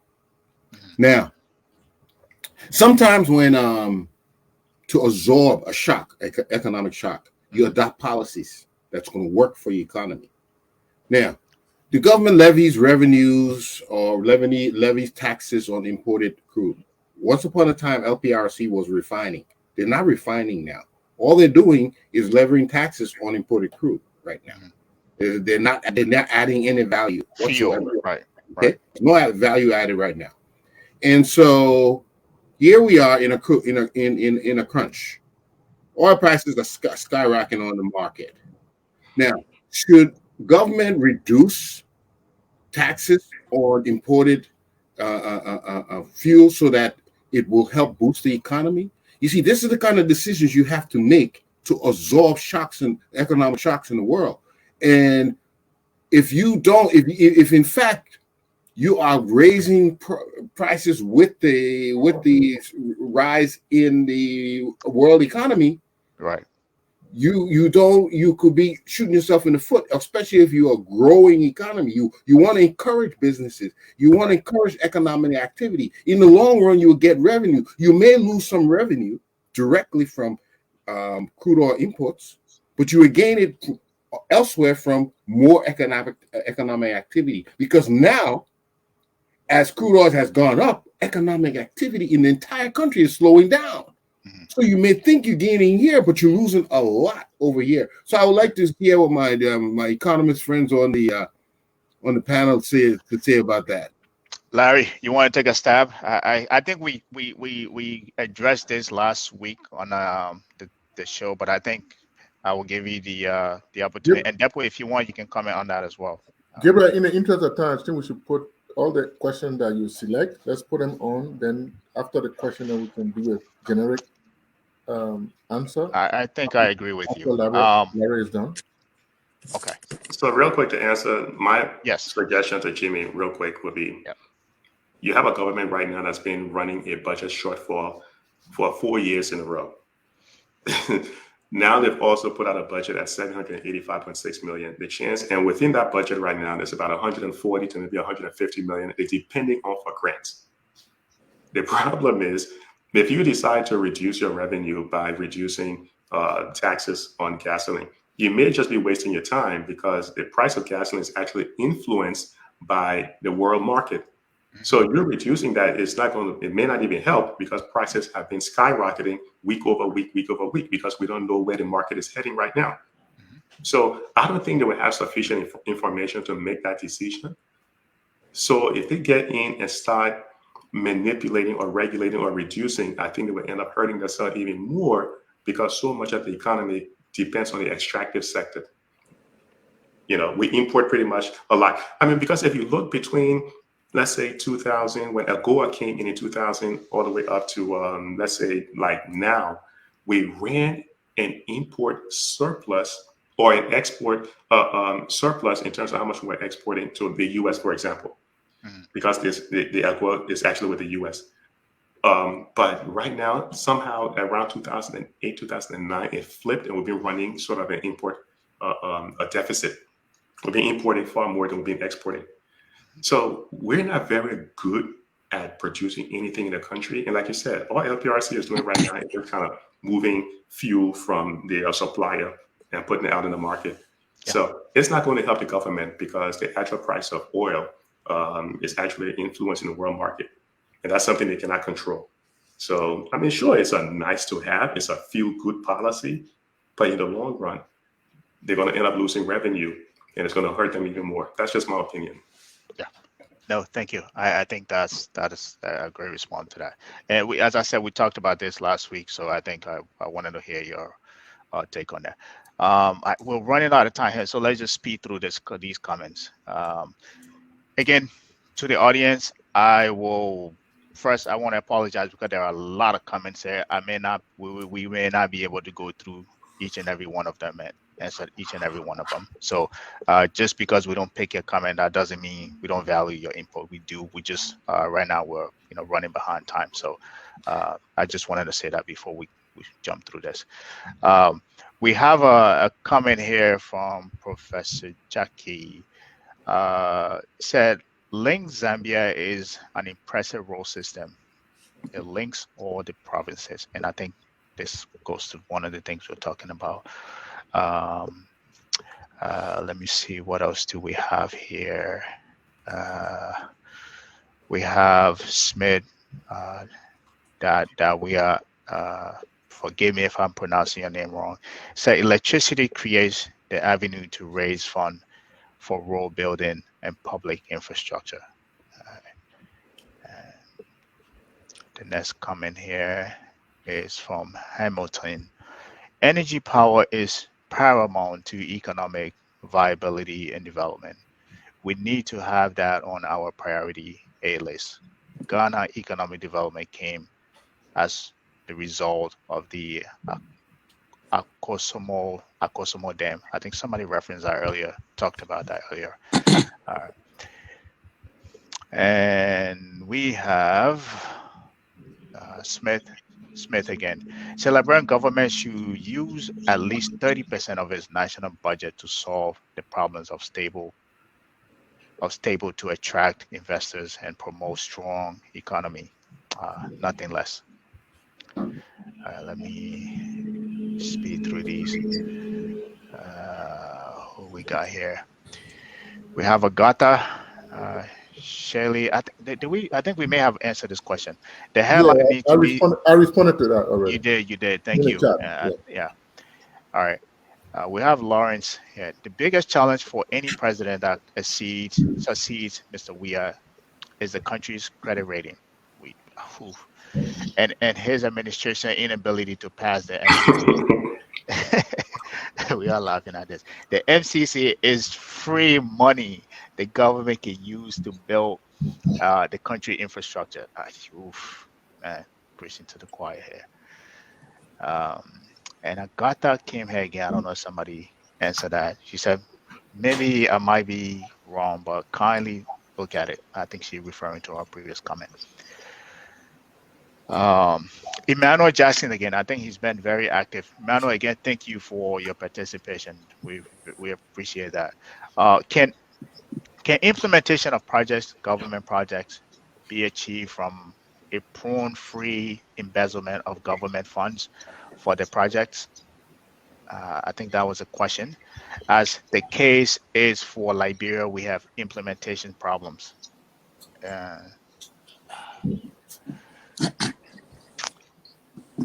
Okay, so we have Michael Zilli. Government must redirect her focus from community roles to electricity. I think that has been the biggest songs, Let me say one thing real quick, because I know we're wrapping up before I even head out. The reason why Ghana has been so successful in terms of the infrastructure project is over the past 3 years, if I remember correctly, because I saw the news popped out, it was so exciting. Over the past 3 years, Ghana has raised about 8 billion. I think they did 2 billion in 2018, about 3 billion in 2019, and 3 billion in 2020 amidst, during COVID. Ghana has been able to raise $8 billion because they have a credit rating. I know Agatha mentioned also that we also need social security numbers. That is true. We need to be able to identify people. We need to be able to identify properties.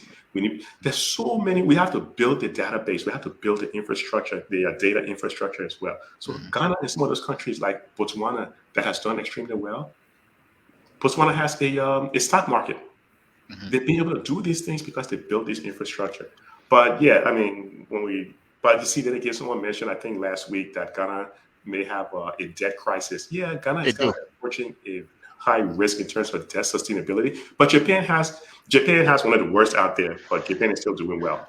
But yeah, just wanted to throw that out there because I have to take an early leave. I have to fix a couple of things with my computer system. So let me just say thanks to everyone. And it was a pleasure meeting you, Jimmy and Dehpue.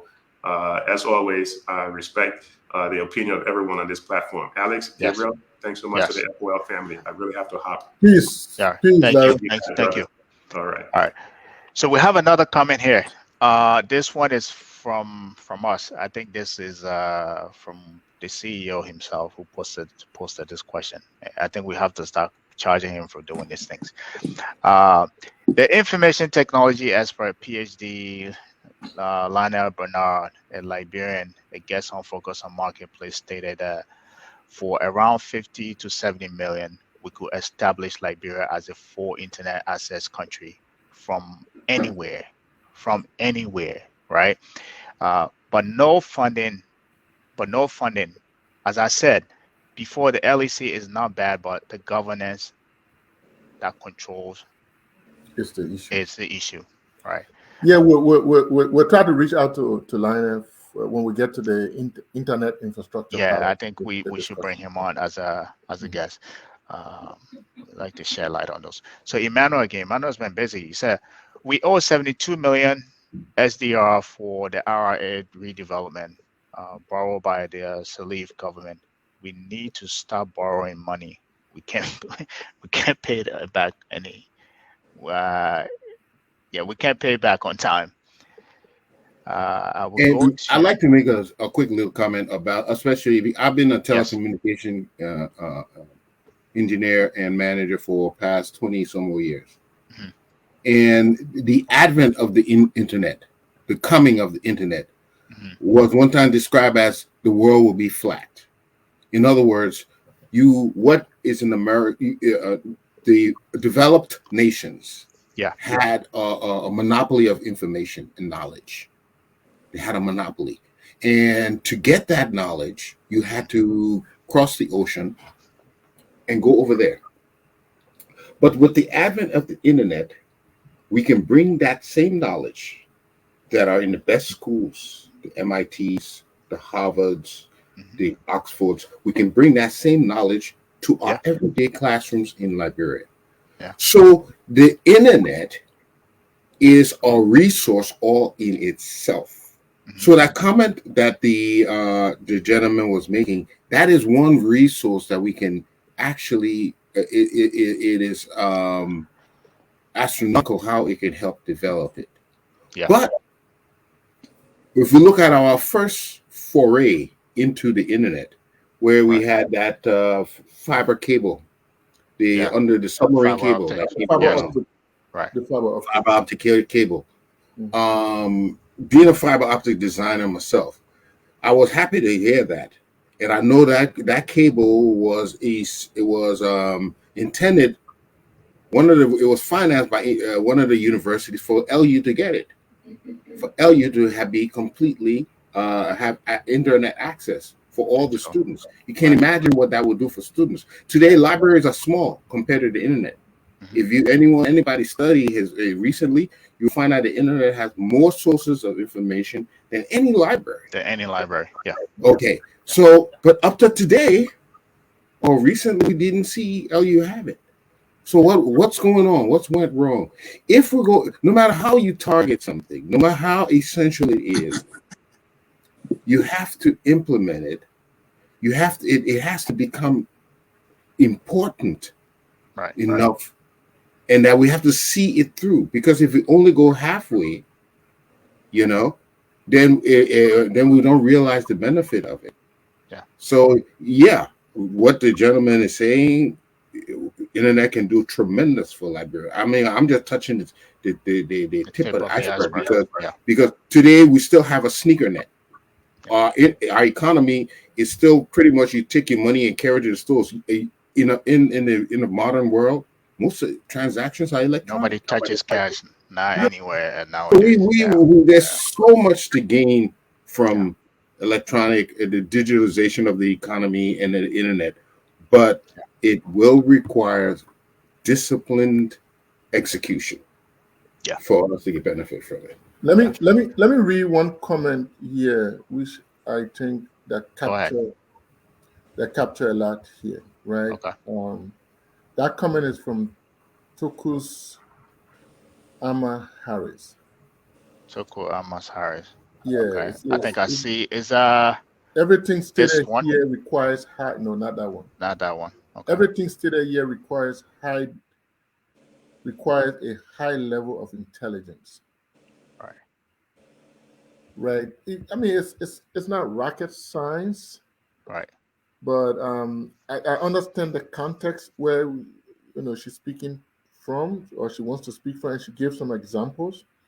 So everything stated here requires a high level of intelligence. Mm-hmm.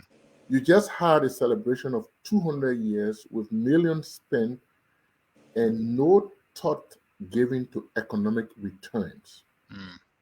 Right? Mm-hmm. Even rich countries do that, but a country as poor as they spend millions without even thinking in that direction. Mm-hmm. Look at something as simple as the county meet or the county league, right? So, what she's trying to say is all these things we have to give them thought process. Right. That's it. We have to give them thought process. So everything we're saying here, we're talking about ways to improve the Liberian economy. Vis-a-vis now we're talking about infrastructure. How important is electricity? How important is internet? How important is road? But how do we think through that? Did we not understand that? We did not realize that electricity could be a key driver of economic growth, that we should put electricity first? Did we not understand this? Did we not understand that? That's what she's trying to think. Sometimes we don't think, we just act and we just do things. Right. And the results, sometimes it backfire. Right. So we got to think through things. And all these discussions we're having, somebody got to be listening. I mean, ideally, somebody got to be listening and taking notes that, even though they're saying this or they're saying that, but there's this one thing that they're saying that I can take note and I can govern myself by that. Mm-hmm. All right? Or rather than seeing it that, these people that are on the radio again, like somebody is saying, these are all bunch of people who are talking CP people or COP people, or who are just spewing lies. What we're doing here, we're having a conversation for our country. Yes. Hoping that somebody will listen. We are discussing the issue. This is not about criticizing government, that government, or this government. This is about having a conversation regarding our country that we all love so dearly. And we believe that our discussion, our input should matter to somebody. So we're not here to bring anybody down. We are not here to bring any government down. We are here to discuss our country. Our country must be discussed because this is the only country, like Darrell Dillon said, that is the only country we can be deported from. So that's the only country, and that's the only country we eventually will retire into. So that's our country. We got to discuss our country. We don't mean bad. We mean well. All right. Okay, Alex, thank you so much for the comment. I think this is also in conjunction with another comment that came earlier about project implementation. Realistically, the bicentennial celebration was a great opportunity for Liberia and the Liberian government to cash in on its relationship with the United States. If we have sequenced our activities, like we say, private sector engagement, that you want to have a business to business relationship with Liberian businesses and United States businesses to attract, if you cannot go anywhere, you just go to a Black Business Caucus and just go to Black businesses across the United States and see how best to build a link. That was a great opportunity that we should use. Another thing could just be institutional arrangement with universities across the country, private university, public university in Liberia, trying to see how to open a dialogue. You could take this thing to have a strong dialogue relationship to build a tie so that we can tap into all of these things as a way of reaching out to build capital for ourselves. But again, what was done was that we spend money, and the reality is that we needed to have actually review programs and look at the benefit coming afterwards. And again, we can learn from our mistake. But the concern about implementation of projects, which were raised by one of the viewers on the comment, we still have capacity constraint as a country. And these are some of the reality we need to accept. That in terms of capital or capacity constraint in terms of project implementation. Okay. Manpower, labor, trained manpower. Sometimes we think execution of project is all about, writing the proposal. Partner can write the project and they bring it in, but you need to have a technician, the technocrat who will implement it for the benefit of the country. And in most cases, and sometimes people who are hired, locally will definitely be people who will be challenging the external or internal external consultant. So what is important here is that we need to build our manpower, the labor force. That is very much essential. From a technical. Go ahead. Gabriel, what do you say? I'm not hearing you. Dehpue, go ahead. Okay. From technical perspective, let's look at road infrastructure. How many structural engineers that we have in the country to ensure bridges and all of these things are actually reviewed by companies that are taking the contract? If you give a contract to Chinese firm, you must have Liberian from the public works who will look at the infrastructure capacity and say, look, we don't want this structure you've been coming up with. This is not right. How many engineers do you have to say, look, in terms of telecommunication, look, let's see the plan and how the execution is going. These are things that we also need to look at. I see that we're talking about projects, and most often when the projects are being implemented, they bring experts, and their focus is the salary and the income. No one is validating their work. No one is checking on what they do. And as a result, there will always be failure in the end. You see big millions of dollars execution, in the end, limited or low return on the economy. That's one area we need to focus. So in as much as we are talking about the top managerial decision or policy maker, we also need a technical skill technicians across the sector. I totally agree. As an engineer, I totally agree, and that you are 100% right. Even though these donors, they sometimes even control the purse. But we still should have a say in how it's being done, and if it's not being done correctly, we need our own expert to point it out, to be there, to be on it. We can't leave it up to the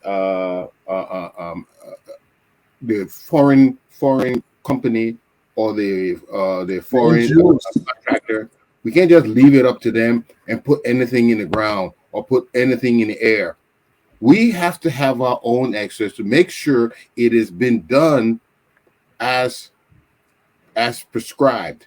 And if there's some modification that is necessary, because a lot of times with engineering projects, you run into an issue with implementation because the terrain could be different. There are other things that can pop up that weren't expected. And I'm sorry about that. Let me try to get rid of that as fast. Gabriel, So the basic thing is you must be able to have your own experts monitor the project, measure the accuracy and the proficiency, and if things need to be changed, it has to be addressed. You cannot leave it up to the foreign experts to do, because they are human, and they just like you said, they just want a salary. And if something needs to be done, and if people waiting for them, they would just say, well, let it be like that, until you can point it out to the people that this is not correct and it has to be done correctly. We need our own experts. Yes. Gabriel, let's do some announcement and have closing comments, because we are on the mark. You have an announcement, just go take over. I thought you had an announcement. Sorry, I might be out of the loop here. Dennis, see the right. comment there. Dennis said, "Don't forget about ads. We have a show at 7 p.m. today." Okay, what is the? Hold on, Okay, basically we will. Okay, whilst Gabriel is looking for the announcement, there you go. So here I think this is what he's talking about. So we have another show coming on later on today on FOL. We call it the Justice Forum. This is today at 6 p.m. Eastern Standard Time. That will be about 11 o'clock, I think, Liberia time. So if you're up tuning or wherever you are, tune in to watch that. And then on when is this one here? This one is 7 p.m. This one, there's another one to follow that on the Liberian History channel by one of the brilliant what we call her the policy expert out there, and then with another historian. So there's two shows coming on today. One at 7, one at 6 o'clock, and then there's another one that follows at 7 o'clock today. So we know we have different type of viewers here, and we appreciate your viewership. So tune in later on today at 6 o'clock, and if you have time as well, at 7 o'clock as well. And we look forward to having you. Yeah. And then on Focus on Liberia Marketplace, we will be continuing our series on ways to improve the Liberian economy, and we are on the infrastructure segment. For today, we just had a general conversation. Right. So we're going to be breaking it down, electric energy vis-a-vis electricity. We're going to go on to internet. We're going to go to roads. We're going to go to other.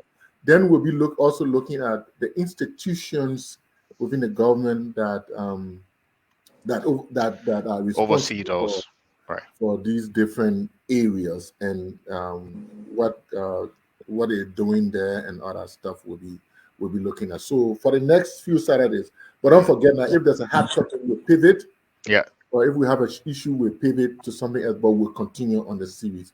Yeah. So if you have anybody out there, any expert out there, reach out to us. If you want to come on the show to have a conversation on specific topic, reach out to us. And after the infrastructure, we'll be moving to other things in ways to improve the Liberian economy. Thank you. Yeah. No, thank you. I think for the sake of time, where we the next our parting thoughts, what I want us to do is we always, when we talk about these things, what we do at the end is, in as much is to give solutions, right? So what I would like us to do, Dehpue, I hope you're still with us, right? Yes, I'm here. Yeah. What I would like us to do is maybe for the parting comment or thoughts, we should take maybe a minute and a half each to give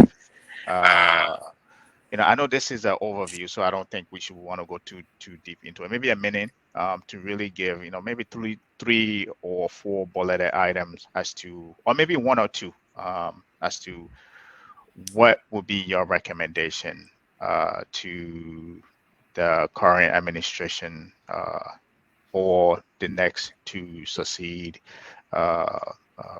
the current administration we are in terms of what we're talking about today. We're talking about infrastructure. And now, as Alex pointed out earlier, we do have, you can look at it from one angle. You can look at it from electricity. You can look at it from internet, even though we didn't go too deep into that. You can look at it from, the roads, or you can look at it from any angle. But I want the parting thoughts today should be about maybe one or two bulleted items in terms of recommendations. All right, Jimmy, I will start with you. If you you lead the pack here. You're muted. Yeah, Jimmy, your closing statement. Yes. Oh, okay. Thank you. Liberia is a beautiful country. It has But great that potential. what we're trying to do is, like Gabriel said, we're trying to get recommendations to Yes. for infrastructure development. So Right. Okay. Yeah. So we have great potential. Yes. You know what? One of our biggest asset, we have young people, fresh minds Absolutely. that can be taught, that can be trained, that can become anything. So we have a huge resource pool.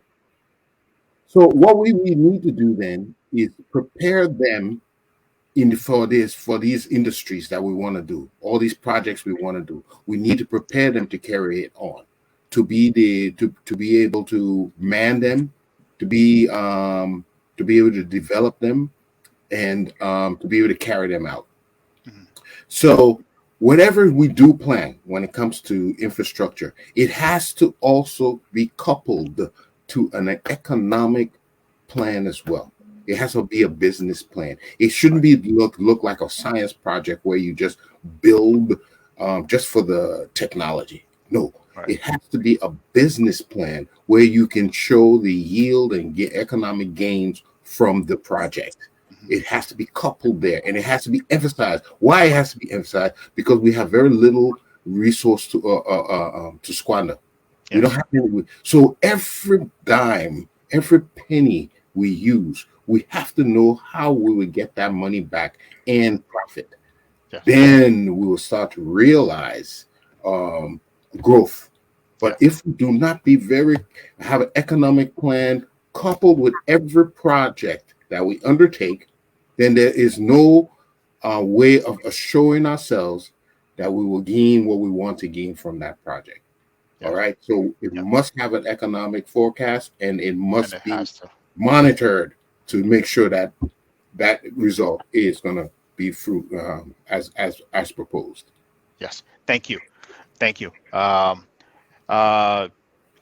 Dehpue, you still there? yes, I'm here. Yes. Yes, I would like your parting comment, please, sir. thank you. One of the things that I would suggest from this infrastructure discussion is that I think the government should now plan to do deliberate uh, attempt to cut whatever cut they do in the budget to target it towards infrastructure. Even with the decision now that in the increase in taxes for gasoline, the road fund that is there is for the road and should be able to use it appropriately and ensure that there's a need for a partnership between government and the private sector. You know, uh, the Liberia Engineering Association is very key, and that's one of the way that we can build relationships. Sometimes it's not possible that you are going to now have all of the funding given to Liberian private sector. But in 2010, there was this policy on procurement policy to say, okay, why can't we give that 25% of the procurement to Liberian owned businesses? Or you can also give out the contract to external company, but also make some deliberate, decision in the agreement that look in this in the implementation process, you are going to give preference to Liberian firm to outsource XYZ activity as a way of building capacity of Liberian firms or engineering firms. Because most of our road infrastructure have been done for the past 10, 12 years have been foreign companies. how do Liberian company or Liberian firm have the capacity to implement major projects when they don't have access? Right. Because sometimes in the bidding process, the capital requirement and all the resource mobilization, they don't have the Place them ability to do out. that. Yes. So you need to now, our procurement process, our infrastructure development program should be deliberately done in such a way that certain percent will be given to Liberian professionals to build their capacity and also give them income for future investment. And that is not only for infrastructure, it's across the services sector and everything in the economy. That's the way you build capacity in your country for growth and Yeah. development. Thank you. Sir Alex. Yeah, I think I said some of my closing statement earlier, but Yeah. one thing I like to part with is with the topic with infrastructure. I think it is about time that, like I said, we reprioritize and focus on electricity. Infrastructure has different components. Yes, the president initially said that he would focus on roads and roads and roads, but right now we have an issue with electricity, which to me is the critical driver of economic growth that we should focus on. The roads will come later. The roads are important; they will come later. But let's pivot and focus on resolving this electricity problem. And I mean, I think that will be a legacy that this president will leave back. Yeah. No, thank you. And I couldn't agree with all of you more. I think Jimmy, you talked about talent development, which I think that's one of our best assets, right? In any company, your biggest assets is your talent, right? Any economy, your bigger talent is your people, right? You talked about every plan should have an economic plan to it. Every agenda should have that economic plan to it. For me, I think that the way I want to look at it here is, and this is maybe I'm being biased here, this because the field that I'm in.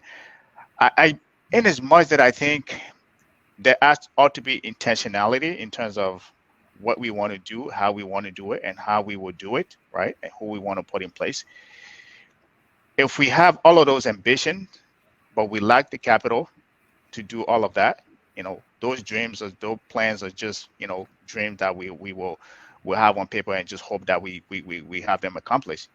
So I think Dehpue alluded to that. We ought to target a percentage. If we can raise, because we'll have a credit constraint right now, we can raise money on the capital market or in euro bonds or any other bond issue bonds, right? We can do whatever revenue we collect annually. We can target a huge percentage towards it, towards this infrastructure thing here, right? Towards our infrastructure problem, right? And then to go back to what Jimmy said, make sure you put people in place that will execute this plan. That will execute. Target a percentage. If we can. I'm hearing a feedback. Have a credit constraint. Right. We put people in place that will execute this plan and make sure that it is, it's executed properly. But for me, I think the biggest challenge, in addition to what you guys listed, is capital. Being able to raise the capital or allocate towards it, right? Like you guys said, it's not a sprint. It's a marathon. It's something that's going to happen sequentially over a period of time. So we're not rushing with that. But if we're intentional about it and we make the intention within our budget that can show that we're intentional about building our infrastructure, even if it's 1 inch we're moving every year on the needle, at least we're getting somewhere. So that would be something that that would be my parting comment. And I think the frustration that I hear from every one of us is none of those things are happening right now, right? None of those things are happening right now. So again, as we're here discussing solutions, hopefully some of these things will land on some listening ears. If not, again, we'll keep being here and beating the drums. Hopefully somebody will hear it and dance with us. So I would like to land on that note. Thank you. Thank you. So thank you very much. Thank you, Gabriel. Thank you to Jimmy for coming on to join us today. We're looking forward to having our electricity people coming on next Saturday. Thank you, Dehpue. With your little constraints you have, you stay trying to make the show in on audio. Thank Larry for coming on. again to our CEO, Dennis Jar, and our COO, Anthony CA. We say thank you for allowing us this opportunity. Thank you to everybody in cyberspace who are listening to this program now. Thank you for your great comments, all the comments you're making, for your viewership. And thanks to everybody that will also listen to the program afterwards. A lot of time we got more people listening to it after the program when we track it. So thank you so much. We'll continue the series going on and all that. So thank you. Yeah, I think that should be it. And again, we have another show coming on today at 6 o'clock, and following that, there will be another one at 7 o'clock. So hopefully, if you have time, just tune in to watch both of them. We are all Liberians. So without further ado, we don't like to fight over here. We consider ourselves all Liberian, regardless of which part of the token you're on, what side of the political party you're on, right?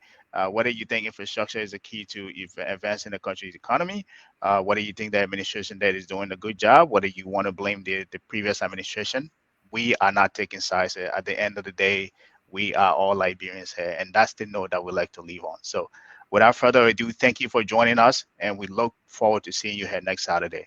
Adios. We are Liberians. Liberia is our home.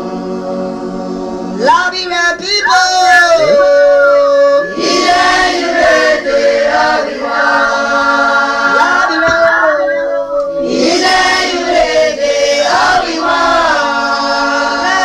Liberia.